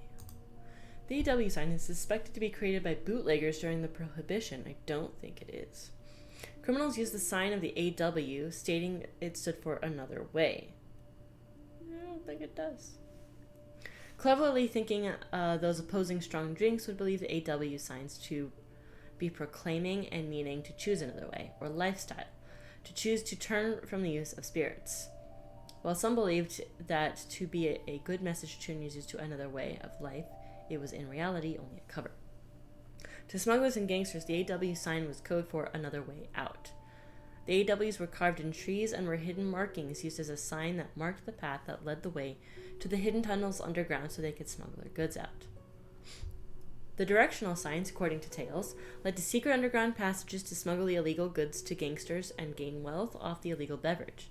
The bootleggers' old inscription AW marked the way to underground tunnels that helped to transport beverages and goods under the nose of the law.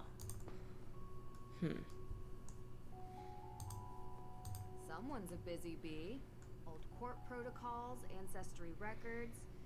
Tegan is really digging deep into the witch trials.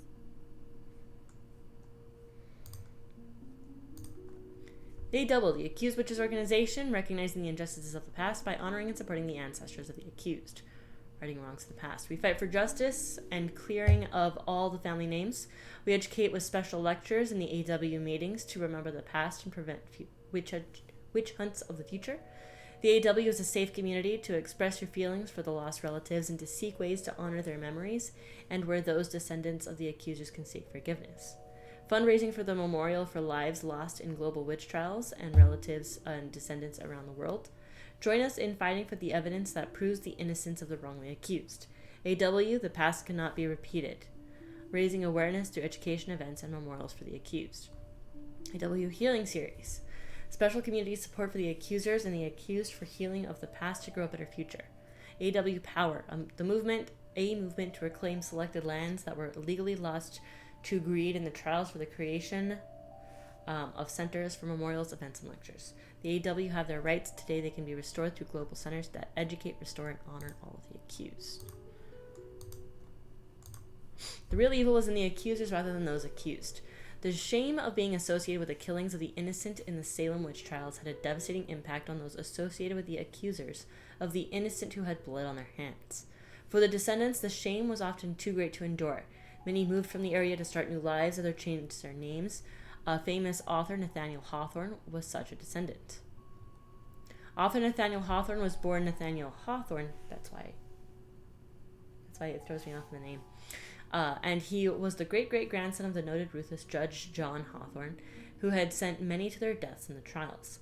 The spelling of his name was changed to Hawthorne, H-A-W, Thorne, in part to remove himself from the connection to his ancestral shameful past. At one point, Nathaniel Hawthorne felt he was under a curse. He often wrote about Salem and the shame and sadness he felt. In his book, The Scarlet Letter, he wrote of John Hawthorne, so conspicuous in the martyrdom of witches, that their blood may fairly be said to have left a stain upon him. I hate The Scarlet Letter. I hate that book so much. Reverend Samuel Parris did not apologize. However, he did state in 1694 that I may have been mistaken. He was kicked out of the village, but his family remained. It was rumored in later years of there being an ancestor that altered their name to Perry. That's what I was thinking. Daily notes. Are you a descendant? The Salem witch trial descendants have spread all over the globe, with 20 victims executed, over 200 accused, and over 150 having been arrested. The accused and convicted now have a growing number of descendants and relatives. The descendants and relatives have an interest in discovering their pasts and honoring the victims. Do you have family ties to those accused? Here at the History Museum of Salem, we keep genealogy lists in memory of the accused. Be sure to join the museum's family tree and support the events and lectures that educate on the victims and their relatives and descendants. Samuel Wardwell, male, accused of witchcraft, executed by hanging. Born to Thomas Wardwell and Elizabeth Woodruff. Wife, children. Accused by 14-year-old William Baker Jr. Motive was greed and gain, a possible motive for Samuel Wardwell being proclaimed guilty of witchcraft. Sarah, his wife, had a large estate she would lose if her husband was convicted of witchcraft. The province of Massachusetts Bay law stated that those accused of witchcraft and dealing with the devil would incur a loss of inheritance and property rights. The victims and relatives were not protected of their rights. The descendants of the accused witches in Salem fight for their rights. In 1712, Samuel Wardwell Jr. sued the colony. Sarah Good, born July 11, 1653, Salem, Essex. Born to John Solart and Sarah Elizabeth. I'm not going to guess the pronunciation. Children, Peter Good, John Good, Dorcas Good, Mercy Good, sister to Martha Kilman. Kill him. Bethia Herrick, John Solart, Mary Solart. Tried and hanged, July 19th. Accused records for Sarah Good, accused by Abigail Williams and Betty Parris of the Reverend Parris. Spectral evidence was known to be false. Sarah Good's daughter of age 4, Dorcas Good, was charged with witchcraft. Examined by Judge Hawthorne, found guilty as youngest child accused and sentenced, and was put in jail in chains. Motive: neighbors did not like her scornful nature and requests for charity, as she was a poor woman. Tituba called her a witch first, then the Paris girls all creating stories to have her tried for witchcraft. Yeah. That kind of stuff really did happen.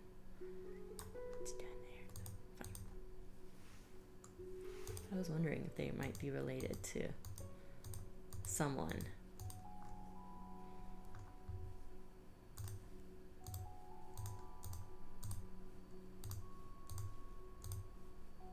The carefully researched genealogy of several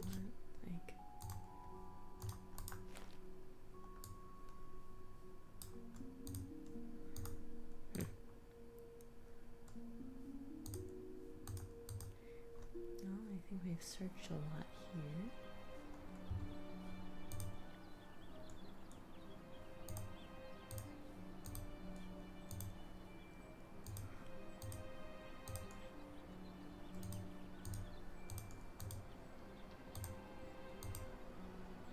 Oh, natural herbs. Darn, missed the opening hours. Better luck tomorrow. Okay. So, Uh-oh, here comes trouble. Me? Never. Well, nothing too bad, I hope. Did you know that in the Malleus Maleficarum, ginger hair was the sign of a witch? You're my kind of people. I'm not nearly as talented as you are. Aw, shucks. You're making me blush. Oh, there it is. Now I'm turning red. You truly are a witch. So to become a witch, do I need to take a test or get a diploma? A true witch is not made with pieces of paper. She is born to it and will feel the call. Bureaucracy is for persecutors. We don't need permission. We don't live by the rules. Anyway, what can I help you with?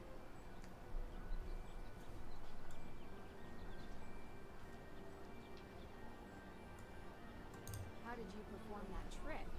A witch never reveals her secrets. It's against the witch code. A code? I thought bureaucracy and rules were for persecutors. Although, if you take my self-guided tour, I promise you will learn at least one secret about being a witch. How often do you do this show? Most nights. It gets busier around Halloween. And I'm sure you can figure out why. How about the night that the Hathorn house was burned? You look a little young to be working for the police, dear. Oh no, it's nothing like that. We're just curious tourists. Good. Because I've already spoken with them. And so, you were here. I was out of town. Did you girls know that Salem is haunted? There's a ghost here. If you go on my tour, you'll learn where you can find it. So, being out of town might help you have an alibi for the house, but it doesn't give you an alibi for stealing the book. Just saying. Have you lived in Salem for long? Born and raised. So you know the Perrys? Of course. Not well. If you were looking for them, Tegan is at the museum. She works there. Not well. We're staying with Tegan. I figured there was some history between you two. That was a long time back. We don't talk much now. And May? Yes, I know her too. Not spoken to her for a long time either. But you've heard the rumors about her.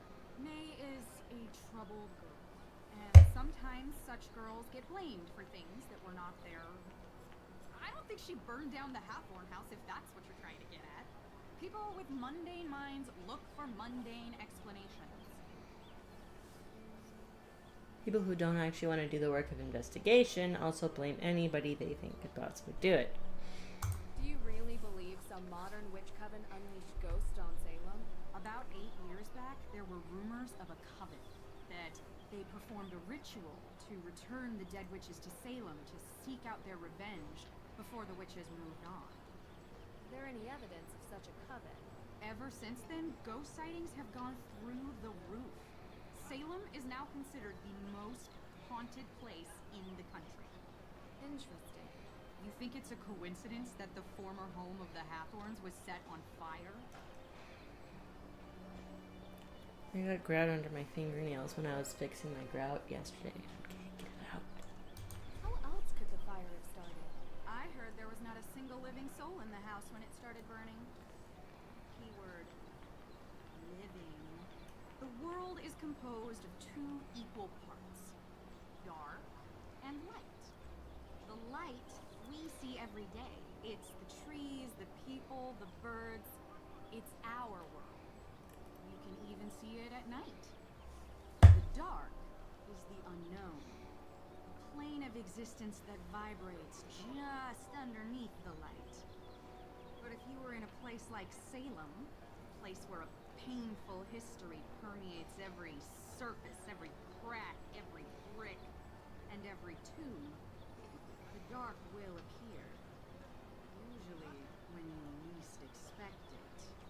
That's why they say, don't be out past midnight in Salem, because the dark may reach out and take you. Also, did you know that Salem has more ghost sightings than any other city in North America? If you want to learn why, you should go on my tour. Talk to you later.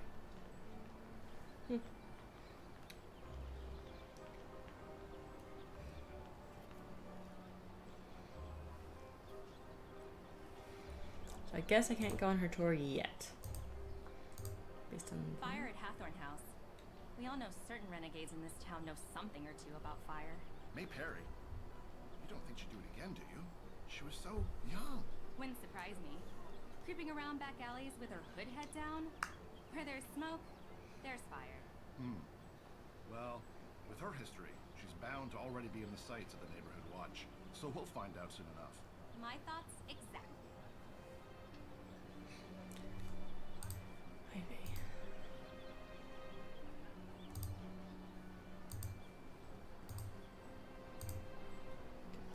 Oh gosh. Thank you. See, The here's road thing. has completely collapsed into the sinkhole. No wonder they closed it off. The ground is still crumbling.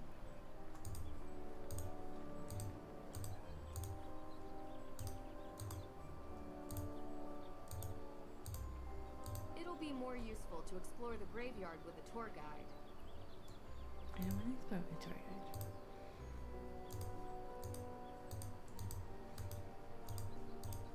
Do I have to give her this ticket to go on the tour? Is that it? This tour sounds interesting. Welcome on my tour. Okay. Thank you.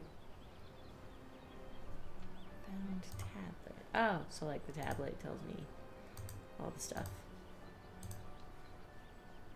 Like, the road has completely collapsed into the sinkhole. seriously? No wonder they closed it off. The ground is still crumbling. I guess it's just checking things off as I do them. Huh. Oh there, watch your step. In recent years, these maws into the deep unknown have opened. There was once a vast network of tunnels beneath Salem, used by smugglers during the Prohibition era. Most would have you believe that these tunnels are now collapsing.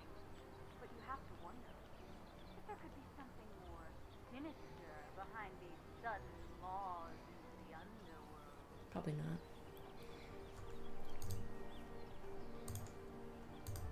Thank you. Okay, there's a couple of things in here.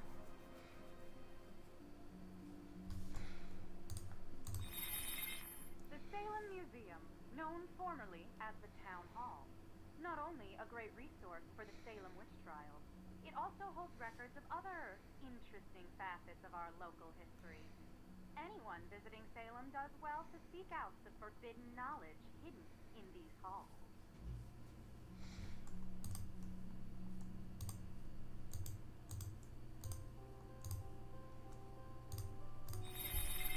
It was a time of horror, when the witches who walked the earth were wrongfully prosecuted and thus stripped of everything. These are the ghosts you'll find here in Salem. Their homes taken, their knowledge destroyed, their lives erased.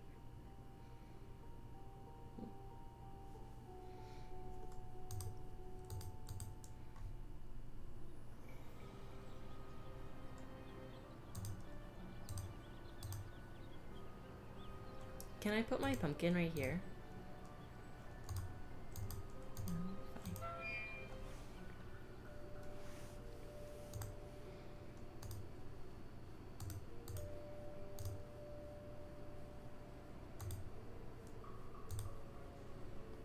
Okay, I guess I have to go forward one.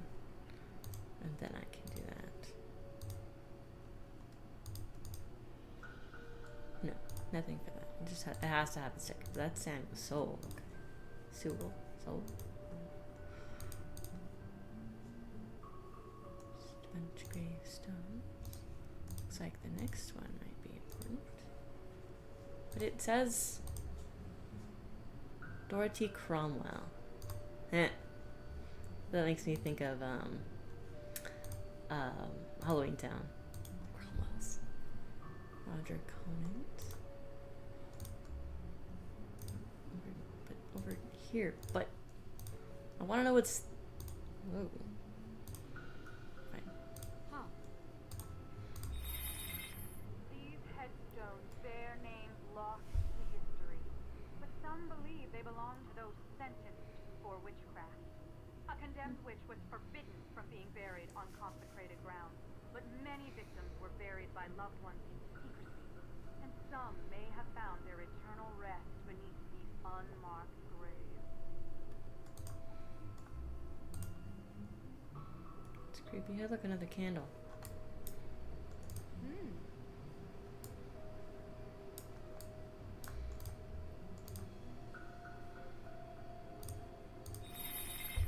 Through these woods lies the infamous Hathorn estate. It was common during the Salem witch trials that the lands of the accused were taken and resold for cheap. The judge himself bought many such lands, and on them built his grand estate.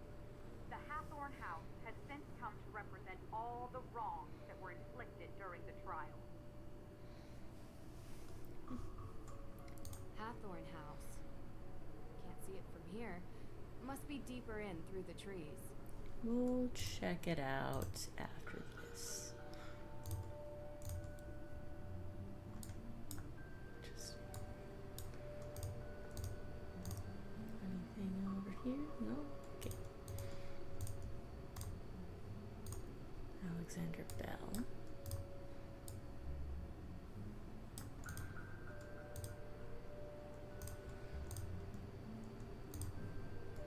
Oh, wait. Samuel Paris.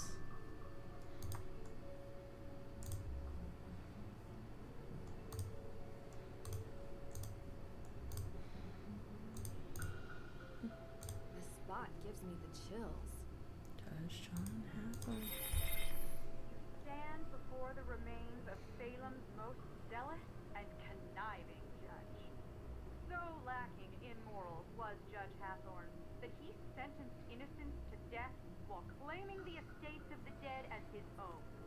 Unlike the more remorseful Judge Sewell, Hathorn never felt any guilt for his part in the Salem witch trial. I'm not sure that's entirely true.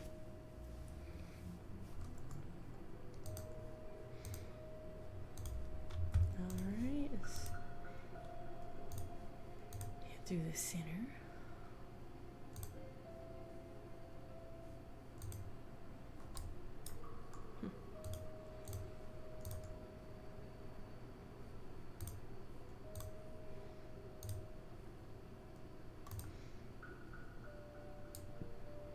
Bring light into the darkness. Before you stands Abigail Hathorn, helping the accused witches escape the grasp of her own brother, Judge Hathorn himself. Abigail freed many from their holding cells until the judge caught her in the act and locked her up in a cell deep within the Hathorn house. The statue was given the name Little Liberty in honor of her valiant efforts to free the innocent. Okay, I'm officially exhausted. Let's head back to the Perry house, okay? Nah. I would like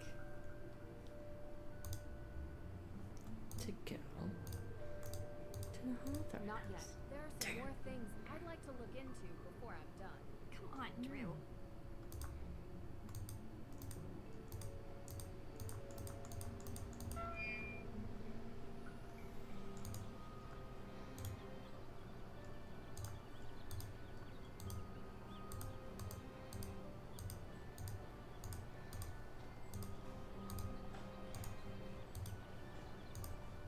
Oh my gosh.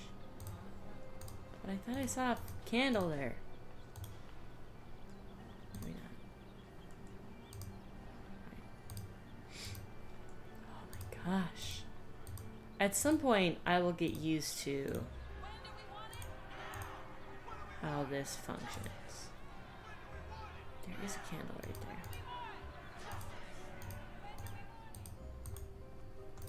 Not a big fan of how you move in this.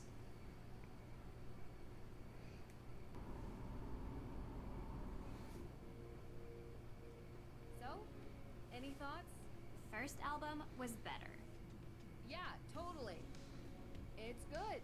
Really? You like this? Why wouldn't I? Yeah, well, they were much better before they changed their bassist. I meant the case. What do you think about it? I don't like the judge. Yeah, I kinda got that. I think the feeling's mutual. Well, he's a jerk. Maybe he burned down the Hathorn house. What? You don't think so?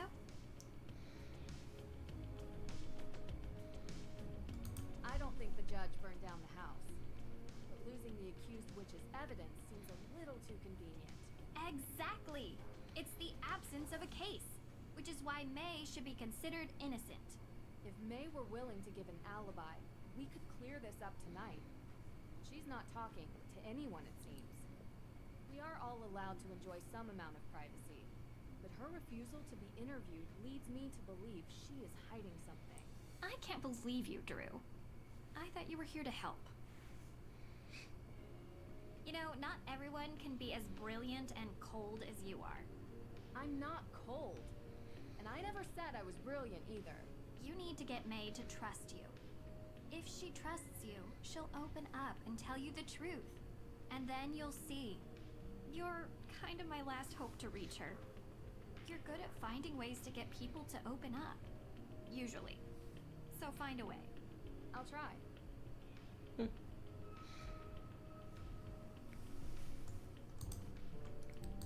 Yeah, it definitely feels like she's hiding something. It doesn't necessarily mean that she's hiding something about the Hawthorne house, though. She might be doing something else that she's... Yeah. Being accused of. Or, like, she might have been doing something else that's not good. Okay, well, she talked to me Hi. then. Hey, what are you listening to? You like this? Yeah, we were listening on the way over. First album was much better. Yeah, too bad they changed bases. Yeah, I know, right? It's just, you don't look like you listen to this music. Why does no one believe me? Now you know how I feel.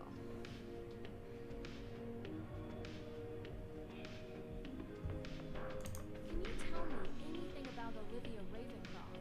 Anything at all? I can tell you she doesn't get along with my sister. Really? Why? I don't know. They had some falling out a while ago. You should ask her. Do you think Olivia would have any reason to light the Hathorne house on fire?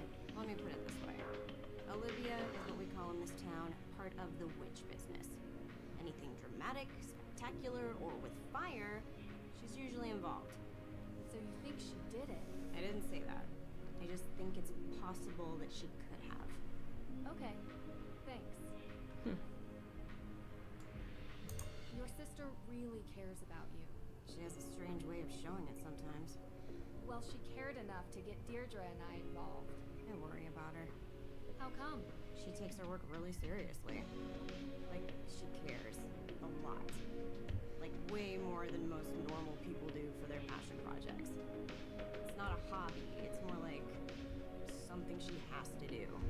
Kinda sounds like me. I hope not. It's like her personal crusade, like only she can make it better or something.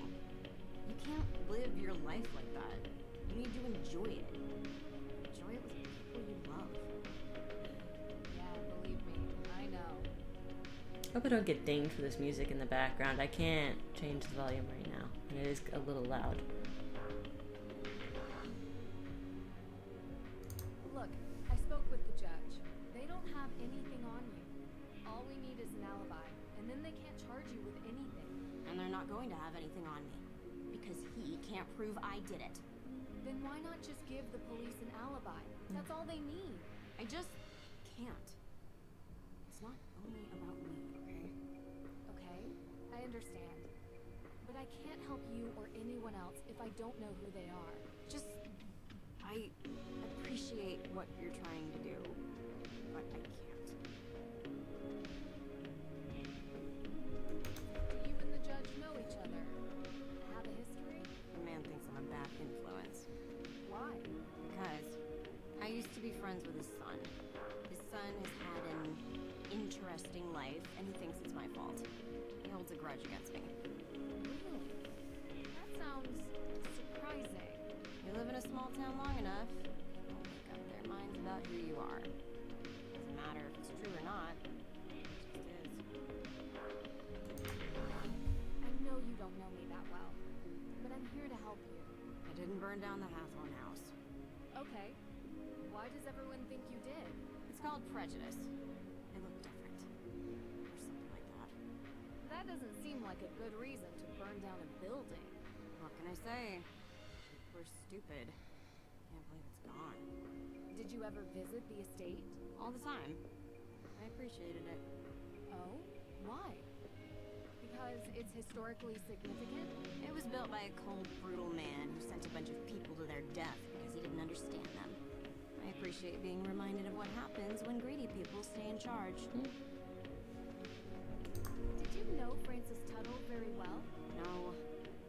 But I know her daughter Lauren has that shop in Miss Infusions. You ever been inside? No. Why would I go there? I was just wondering if you knew her. I don't. I mean, I know she used to hang with my sister back in the day. But I guess they fell out or something. That's all I know. We saw Tegan at the museum. Looks like she's working on an interesting installation. Why don't you ask her? Well, I thought you might have an opinion, or... I don't. Can you just leave her out of this? I don't want her being involved with my problems. I'm done talking, okay? Okay. I like your leggings, though. Kind of like put the pumpkin over that? Is that it? Cool. Well? She's protecting something. Someone. Okay, yeah, obvi. But what? I don't know yet. I'm getting through to her, though. We have to go to the Hathorn house. Tonight. Tonight? Like, in the dark? Yeah. Yeah. Do you have flashlights? You do remember what I told you about that place, right? You know what? Better idea. I'll go. You stay here and see if maybe May feels like talking to you. Be careful out there, Drew. Hello. There's no such thing as ghosts, Deirdre. I'll be fine. No, not ghosts. People swear there's something in that house. Too many people believe it to not be true. Could be a wild animal or a toxic waste dump, I don't know. Just keep your guard up, okay? Wow. That was really sweet. All right, let's not hug or anything. You should check in with Lauren Holt. She still lives up there. Take the keys for my car. It's way too far of a walk all the way there. And remember, things happen after midnight in Salem. Okay. Be careful. I'll be interested to see what happens.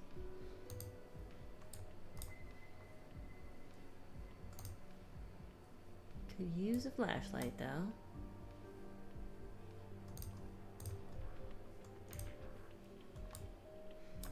Do I have a flashlight up here?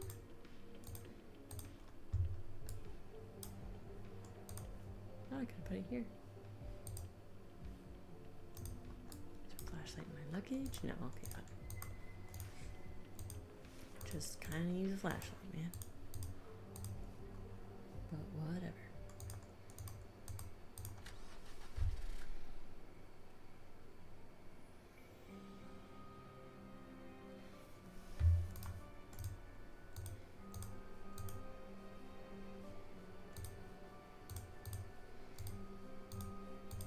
It's actually a lot easier to kind of navigate when there's not a bunch of people, except for that.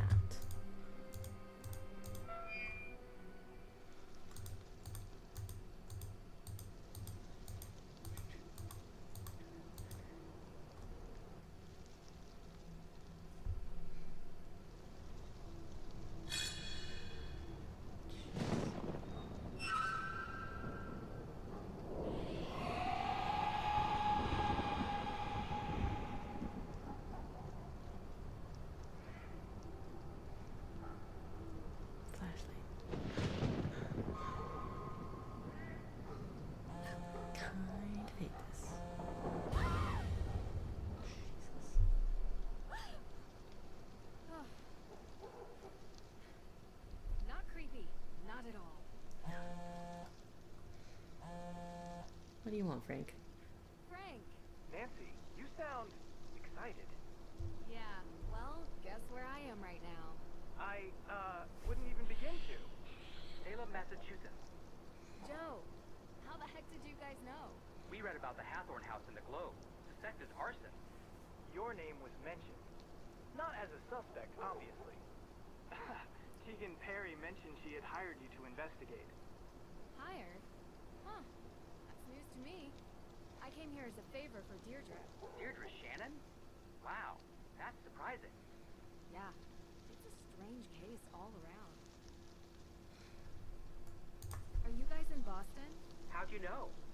You said Globe. There's only one paper I know that uses that name.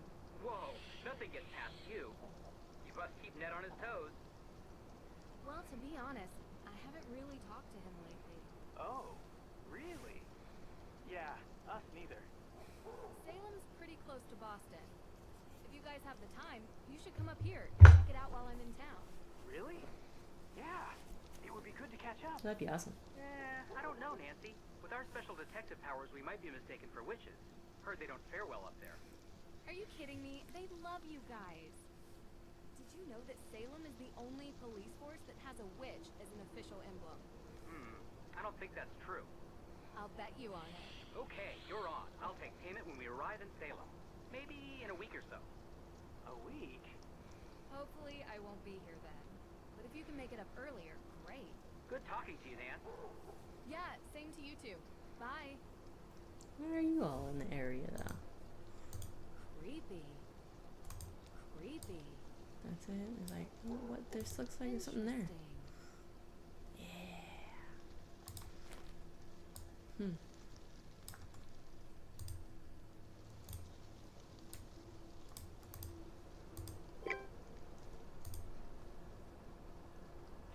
Don't look behind you.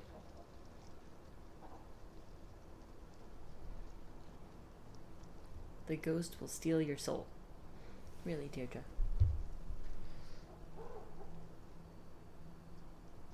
May isn't talking. Did you say something to her? Nothing in particular. This forest is giving me the chills. Can't believe you're actually going out there. And if you see a ghost, don't let it take your soul. Okay, dude.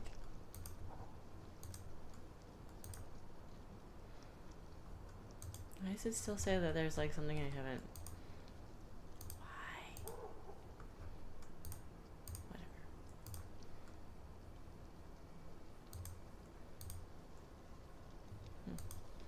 Looks like something might be there. Haha.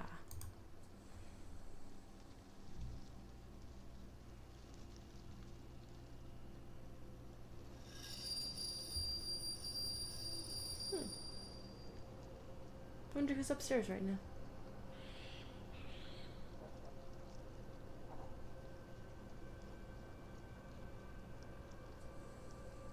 There's gonna be a jump scare. Whoever's upstairs is gonna show up.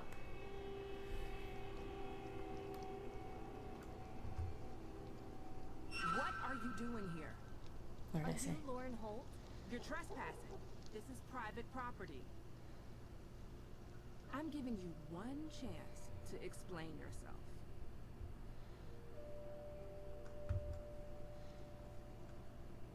I need to speak with Lauren Holt. So, what? Well, I wanted to talk to her about Frances Tuttle. Why?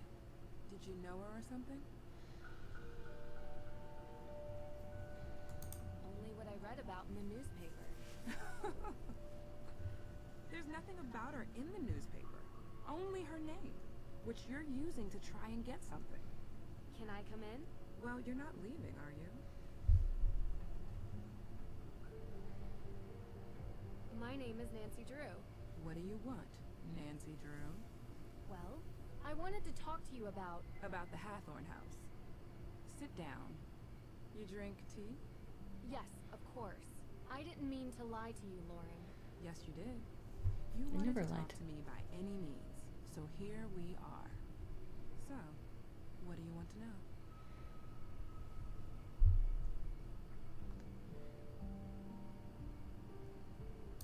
Look, Lauren, I apologize for approaching you like I did. It was wrong, and I should have known better. I appreciate you being straight with me. I'm sorry I've been a little angry. I've been dealing with a lot lately. What can you tell me about the history of the Hathorn house? Built by Judge John Hathorne in 1695. The man flat out stole the land from the people he sentenced to death.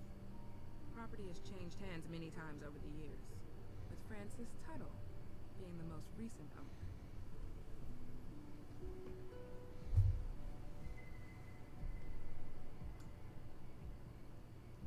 What were you doing 2 nights ago?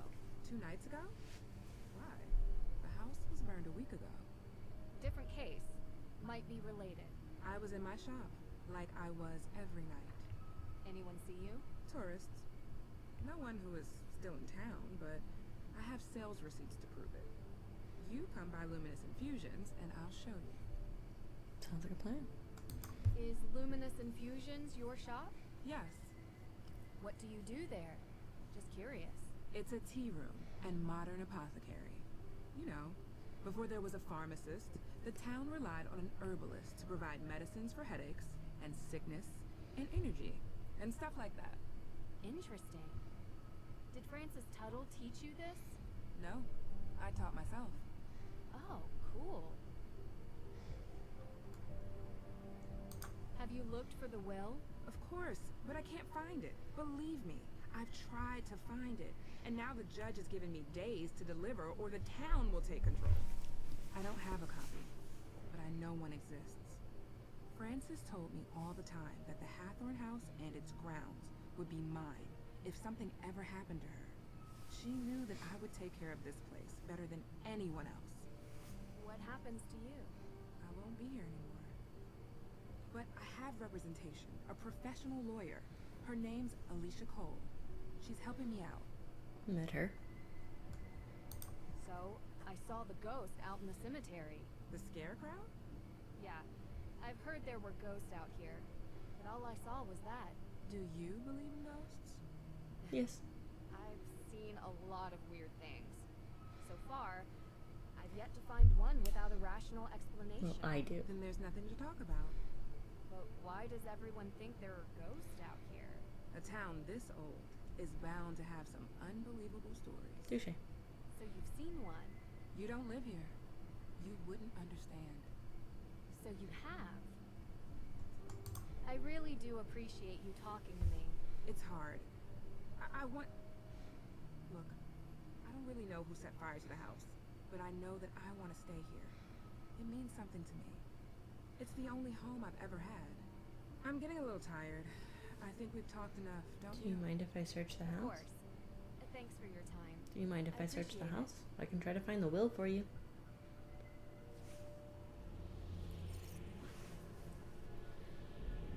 Whoever is doing this, you're not frightening me away. I'm gonna turn and it's okay, it wasn't right there. Not possible. That's not possible. That was fake. It's not.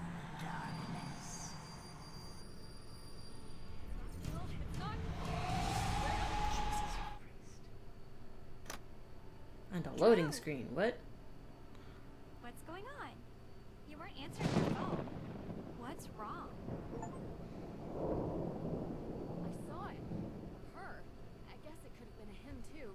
It was too confusing to really make That was out. so fake. What are you talking about? The ghost, Deirdre. The ghost of the house. The one you were talking about. I saw it. Wow. Never thought you'd try to pull a joke like this. Not a joke. I underestimated you. This is a really good performance. Very un-Nancy Drew-like. It's not a joke. Deirdre, I saw her. Didn't you want me to see it? Didn't you want me to look into it? Well, yeah, but I didn't think for a second that you would. I guess I thought you'd go up there and find smoke and mirrors or whatever it is you do. You're saying... Did you see how that fog was moving? It was so fake. I don't know what I'm saying. I'm not used to being so freaked out.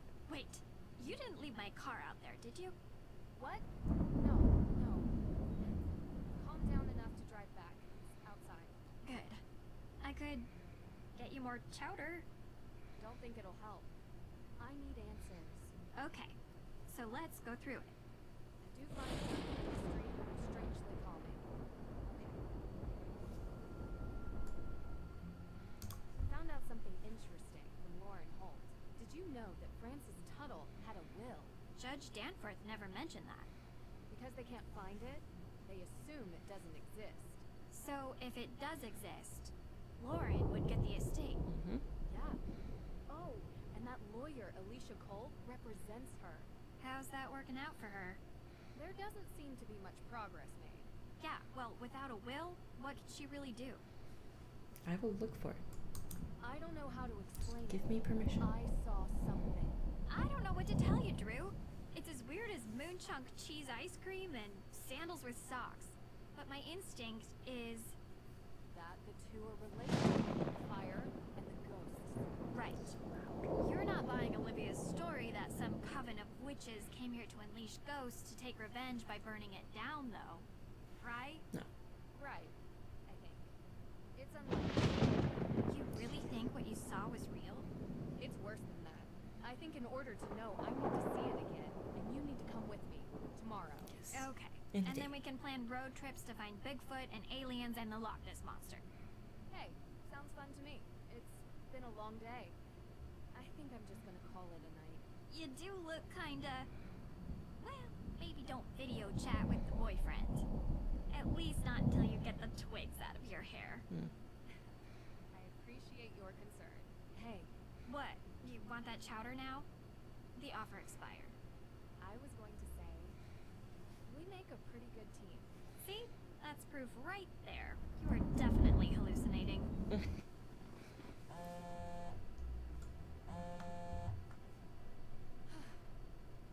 always an explanation.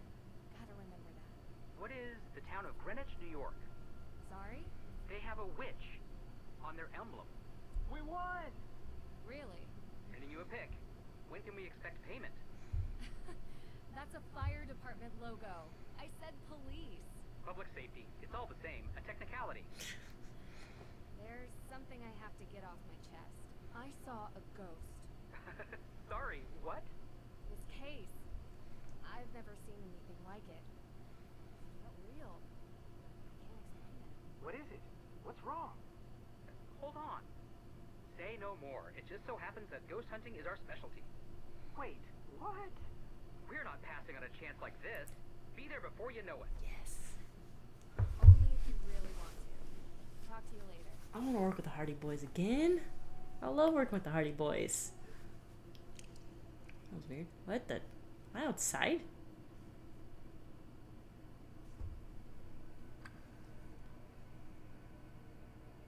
Or is there just a leak on the ceiling? What the heck is that? Jesus. Yeah? Good morning, sunshine. So I don't play horror games. It's early. Hurry up, get dressed, and meet me downstairs. Mm-hmm. I have something to cheer you up. Can I finally change the settings? My gosh. Advanced. Oh wait, or was I at? I was at audio. Let's bring down the ambient music a little bit more. Jeez. Maybe this and the sound effects, so I can hear people talk.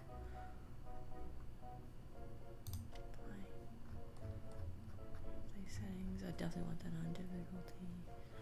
Skipping, first person camera, orbit camera. Wait, what? Oh, that's all that is. Okay. Sensitivity, I'm just looking at all of these. Why not? I wonder if they're like slowly working towards like being able to do like a PlayStation game or something. Help with breakfast.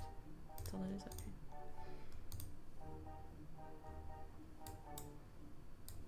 She said get dressed. Do I not need to actually get dressed? The neighborhood looks peaceful from up here.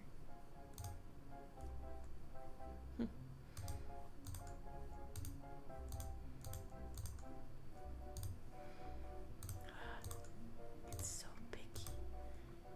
Oh my, oh my, oh my, not good, not good, not good! When did they get here? What are you guys doing in here? They're trying their best to unimpress me. Mission accomplished. Nancy, hi! Joe was just, making an effort. Oh, that's what that smell is. I tried showing him the ropes, but he wants to prove he can do it without my help. Tegan set out the ingredients for Johnny cakes before she had to run, but I gotta admit, it's been a while since I last whipped something up. Successfully. Oh, I love Johnny cakes. I can help. Of course you can. All right, Hardy, step down before we have another fire on our hands.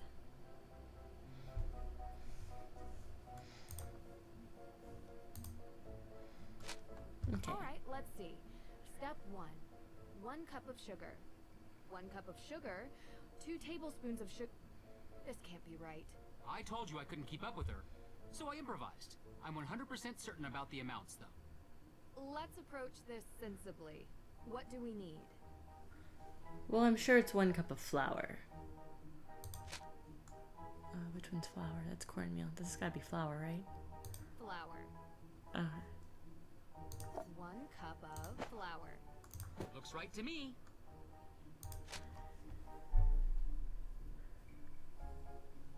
I feel like a cup of sugar with that's way too much. But maybe it is sugar.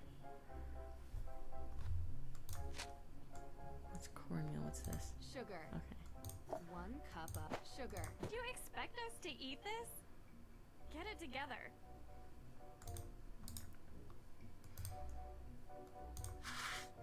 Okay. 1 flour. I think you've got it. 1 cornmeal. I think you've got it. Okay. It's gonna be tablespoon sugar. 1 spoon of 1 spoon of sugar. Looks right to me. What is this? Oh, it's baking powder. Salt. 1 baking. We're getting there. 1 teaspoon salt. I think you've got it. 1. No more spoons. Now we just.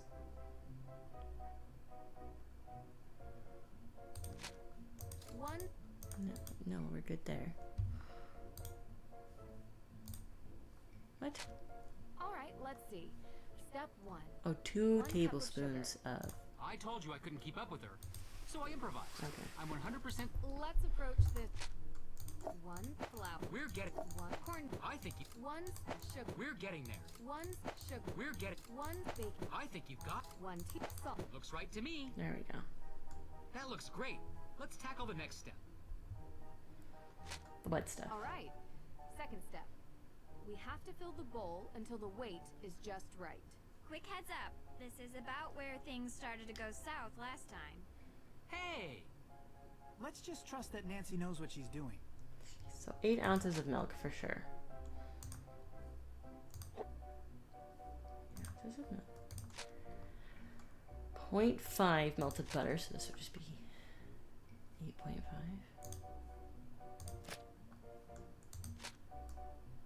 Vanilla is 0.2.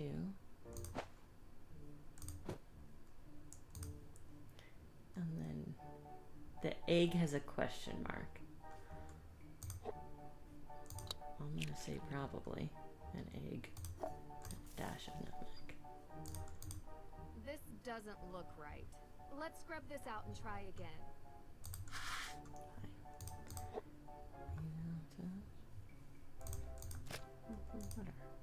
This doesn't look right. Let's scrub this out and try again.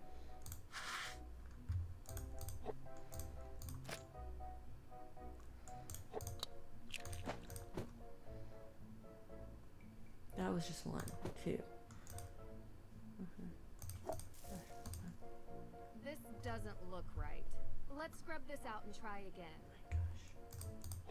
That's 8 ounces. Oh, it needs to be 11.7. Gotcha. That's just 8.45.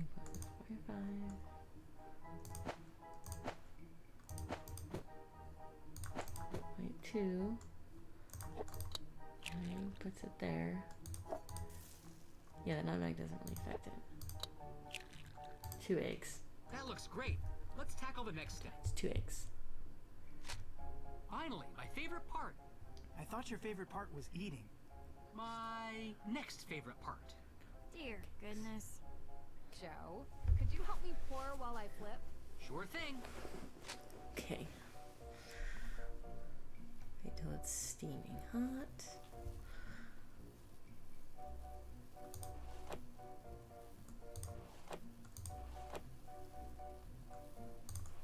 This is going great.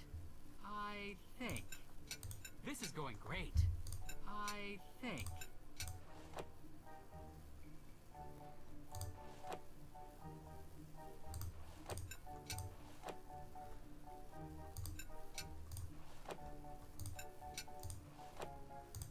Almost done. All done.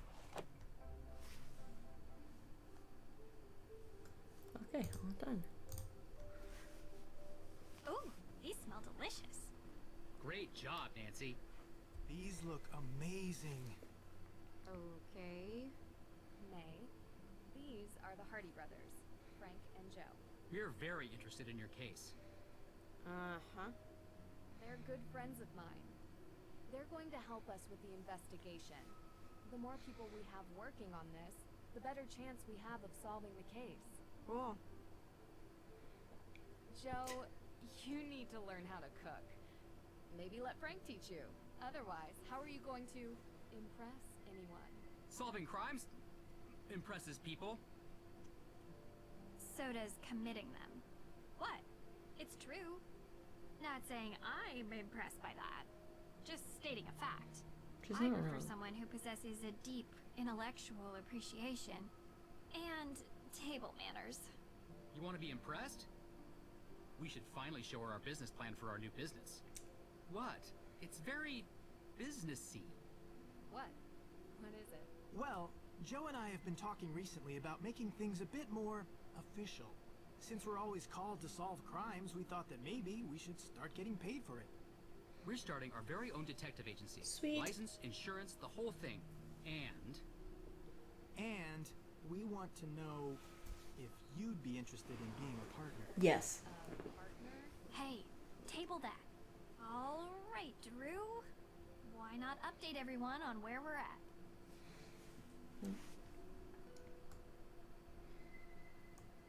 One thing I'd like to do today is check the town archives. If it's all the same to you, I'd prefer to handle this. You were gonna look into the history of ownership of the Hathorn house, right? Yeah, sure. We can go together. No. It's better if I handle this solo. I'm a whiz with microfiche.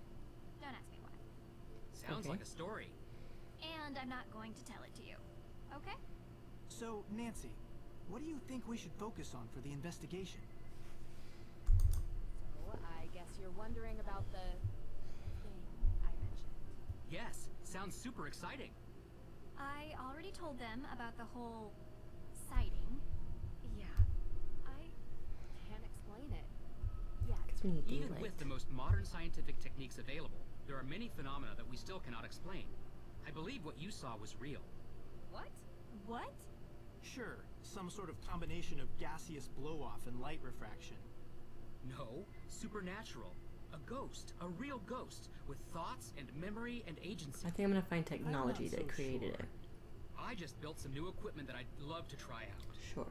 I'm sure it's nothing, but we'll go to the cemetery today and investigate anyway. Maybe we can add ghost hunting to our detective services. Kidding.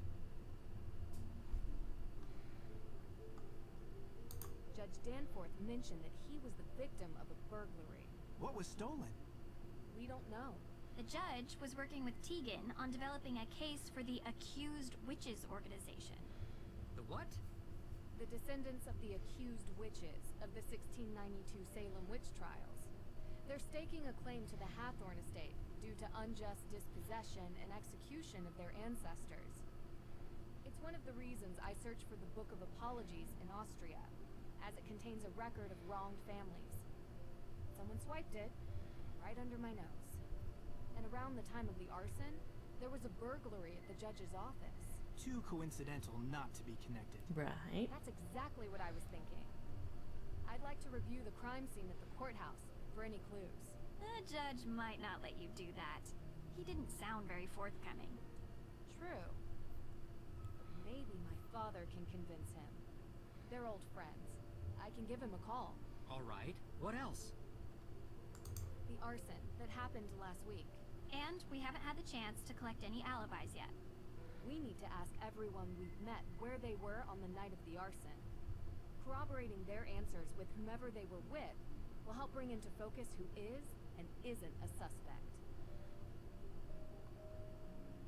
We need to figure out how the theft from Mosam Castle is connected to this case. Theft of what? The Book of Apologies.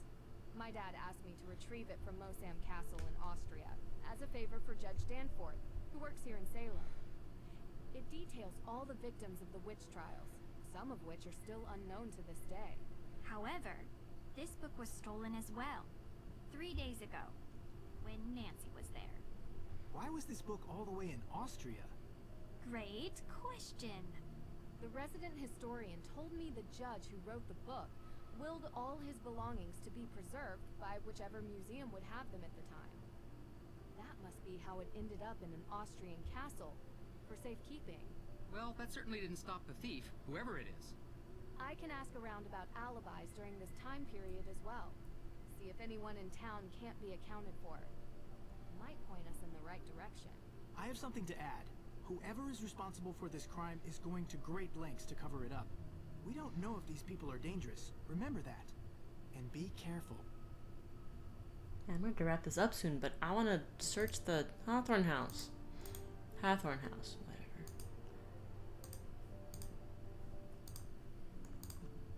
Hey, are you feeling any better about the case? Nope.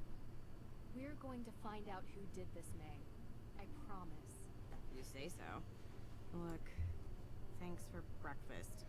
I just want to say, I know you're trying to help, but I think you're wasting your time. You said you used to hang out at the Hathorn house, right? Uh-huh. Did you ever see anything strange when you were there? Like ghosts? Yeah. No, never. Oh, okay. I think it was something to scare people off. People tell me there's a good reason to suspect you, but no one can say why. Isn't it obvious? I've got a burn mark covering the entire side of my face and like most of my arms. It must be me. I'm sorry that happened to you, and I'm sorry if people judge you for your burns. I prefer it to pity. Would you tell me what happened? There was a fire. I was in it. I'm not trying to pry. It's just that so far, the main cause for suspecting you of the Hathorn fire seems to be this previous one. I only want to understand. I was 9. It was an old shed, and I wasn't supposed to play in it. It was kind of a den full of stuff, like candles. I got stuck inside. I can work out the rest. So it was an accident. You were just a kid. Harsh to suspect you now because of something you didn't mean to happen. Don't make me talk about it more. Okay. Thank you for telling me, May. Do you feel ready to talk about your alibi? I don't even have a passport. I don't go anywhere, so I wasn't in Austria, if that's what you're thinking. And on the night of the arson? Giving us your alibi would help you so much. Talk to you later. Yeah, I didn't think she was going to talk yet, but, you know, gotta try.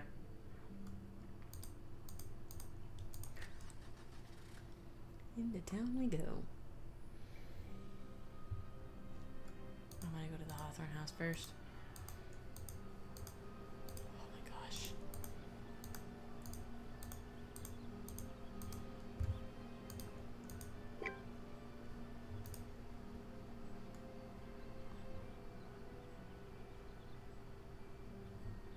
Famous Nancy Drew finally arrived to solve our ghostly conundrums. What is this? We're trying to figure out what could have caused you to see a ghost. Maybe. That's where I want to go. I want to check it out. An actual ghost. Is he always like this? Like this, only on the good days. Hey, I'm here, you know. We know. We know. Oh, so cute.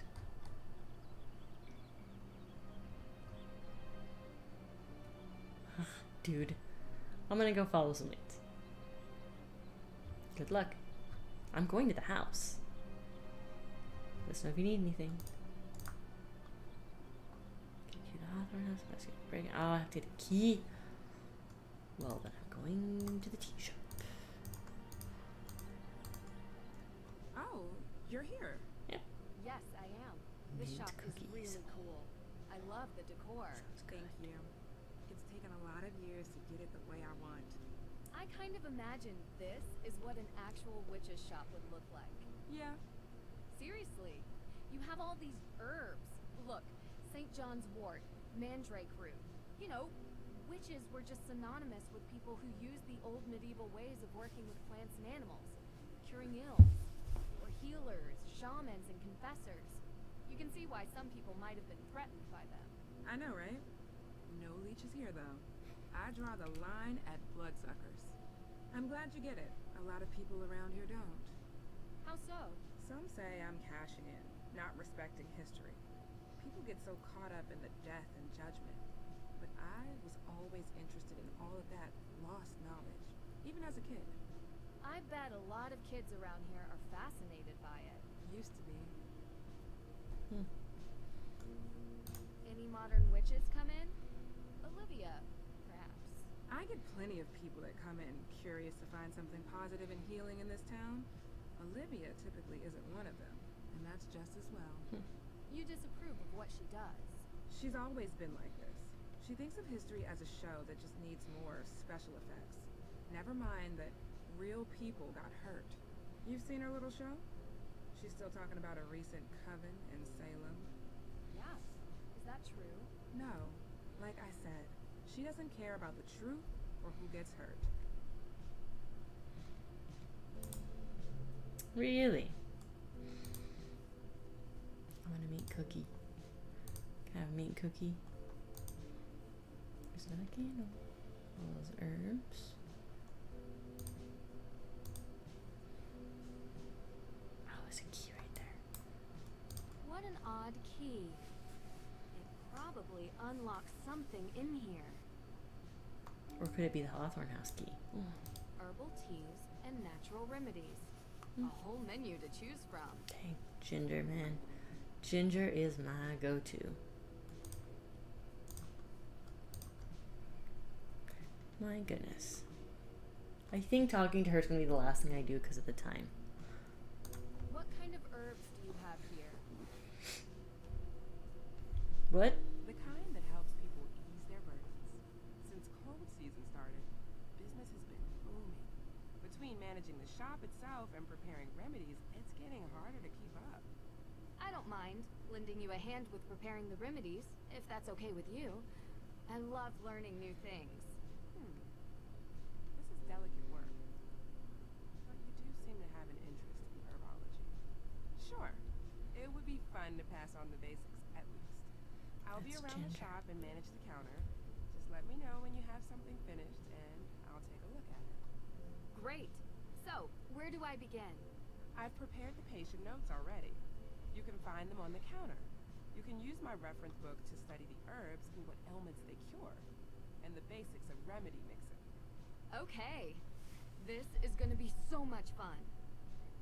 Yeah, I forget what this flower is called. That's some kind of thistle. That's garlic, obviously. I have no idea what's in this. Oh, it's locked? Yeah, I lost the key to that one, sorry. Oh. It has to be somewhere around here. I would never bring it home with me. Let me know if you find it. I did find it. It fits. Sweet marjoram. Wonder what this herb is used for. Okay, cool. That's marjoram. That, I think, is mint. I have no idea. Ginger, cinnamon. This book looks really worn. The knowledge must be centuries old, if not more. For all my children, I write this book as a memory saved that my knowledge gathered will live on through you. The healing graces given by nature are never to be forgotten, and so I wish for nothing but for you to walk the path our family has been offered. Heed this wisdom that you won't take life for granted, so spend it in meaning and purpose. Take pride in wisdom learned and stay humble for what remains unknown. Titsiba. Remedies with nature's grace. Mixing the extracts. Nature offers it a delicate and precise process. Within these pages you shall find the wisdom to remedy any of the common diseases that plague your people. Grind the herbs well to unleash their full potential in the mixture. If the person's ailment is harsher than usual, add a larger dose of the remedy. Any mix is only as potent as it is balanced. Thus, no more than 3 doses should be added in total. Only add 3 doses if the same herb when the patient's suffering has become unbearable. For most, 1 extra dose will suffice. Cinnamon, chamomile, rosemary.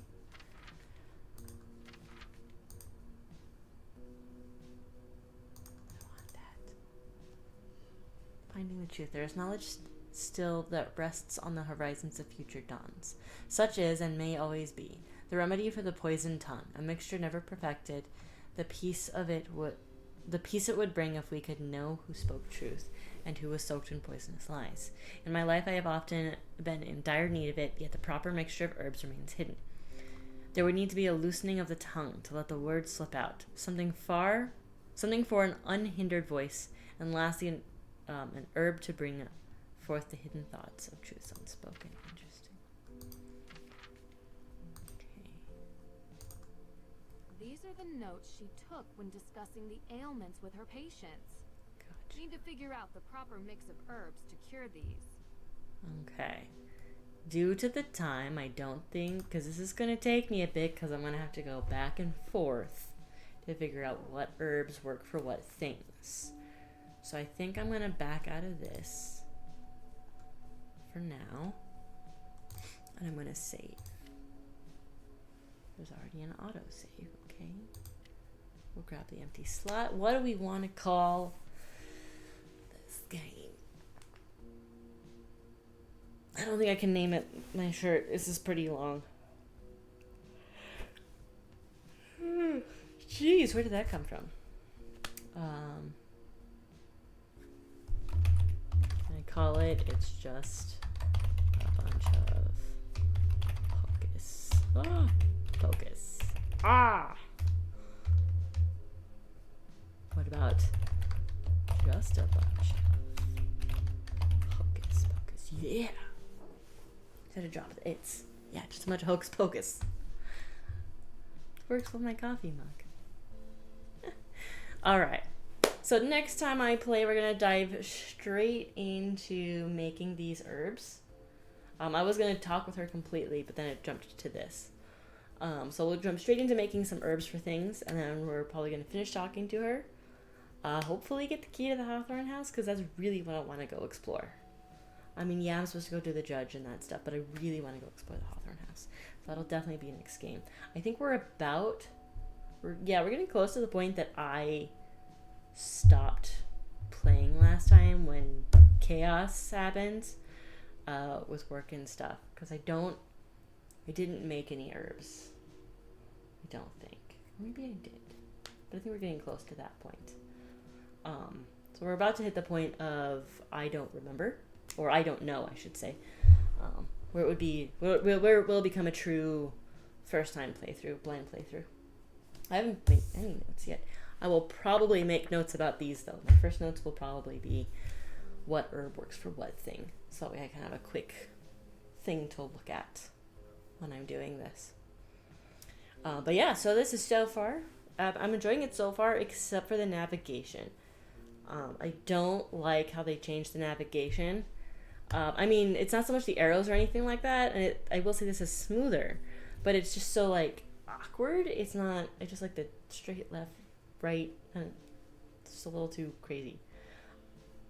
I mean, if this is leading to a true like console style where you can literally just move around at will, like you would in any kind of like console game like Uncharted or any game like that, then I think that's cool. If they're moving to that kind of style, and I don't know what the next game is like on the game engine or how it works, then I'm okay with it if that's where it's going eventually.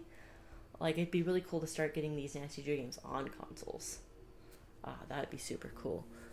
So if that's what they're leading to, then I'm okay with it, but at the moment I just really don't like the navigation.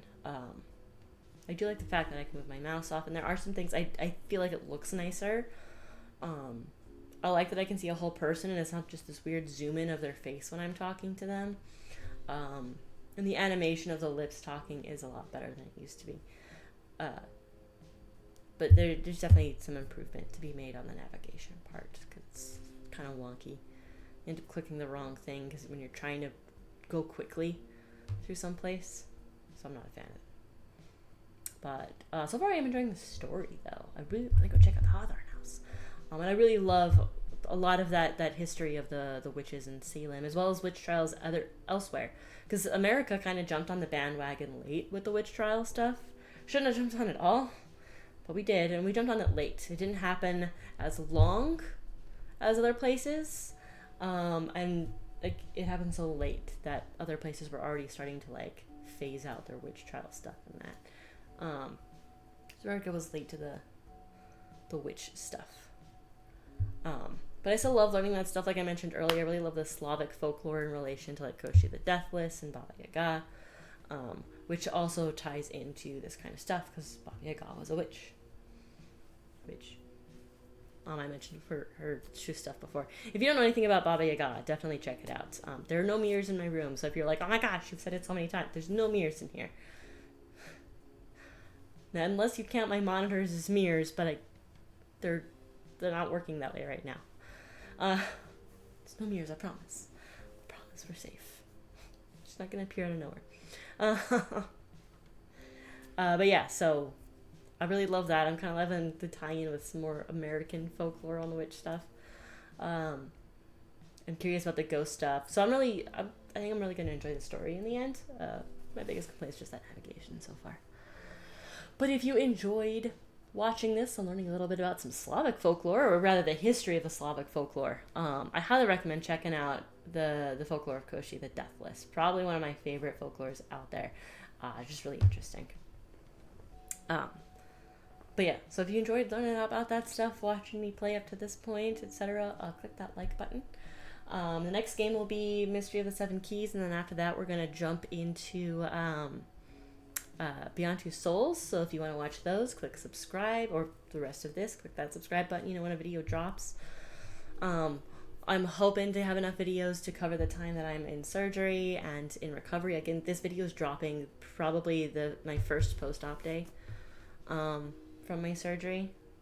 So I'm probably really high on a bunch of painkillers right now when you're watching this. Which I'm also freaking out. While I was playing, I got a notification reminding me of my pre-op, and I was like, hey, it's so close. The anxiety is real, guys.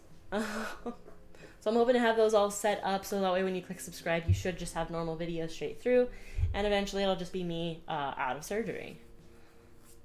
So, yay. And then, of course, comments. What do you guys think of this? How do you feel about the Salem witch trial story and how they're working with it? Is there any folklore you enjoy? Share that I might not know. Share it in the chats. Also, as usual, I'm always looking for a recommendation for a good desk chair, for a good headset that doesn't cause too much pressure right here, so it hopefully won't hurt.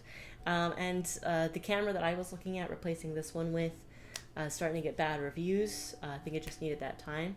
So if you have any good recommendations for a replacement camera, I like this one, it's great, but I want something more powerful and that can handle more, because I am hoping to start pulling in PlayStation streaming. I've got all the equipment for it, but I definitely want to look into a nicer camera and that kind of stuff. So any suggestions for that? But with those out of the way, lesson for the day of this, I guess, just understand that witches were, as we just talked about with her, witches were just people who understood how herbs could assist people, whether they were talking about ailments to fix or just becoming healthier, that kind of stuff. That's all witches were. So take that with you, with some knowledge, and also don't plagiarize. It's my usual warning at the end of these things. Don't plagiarize.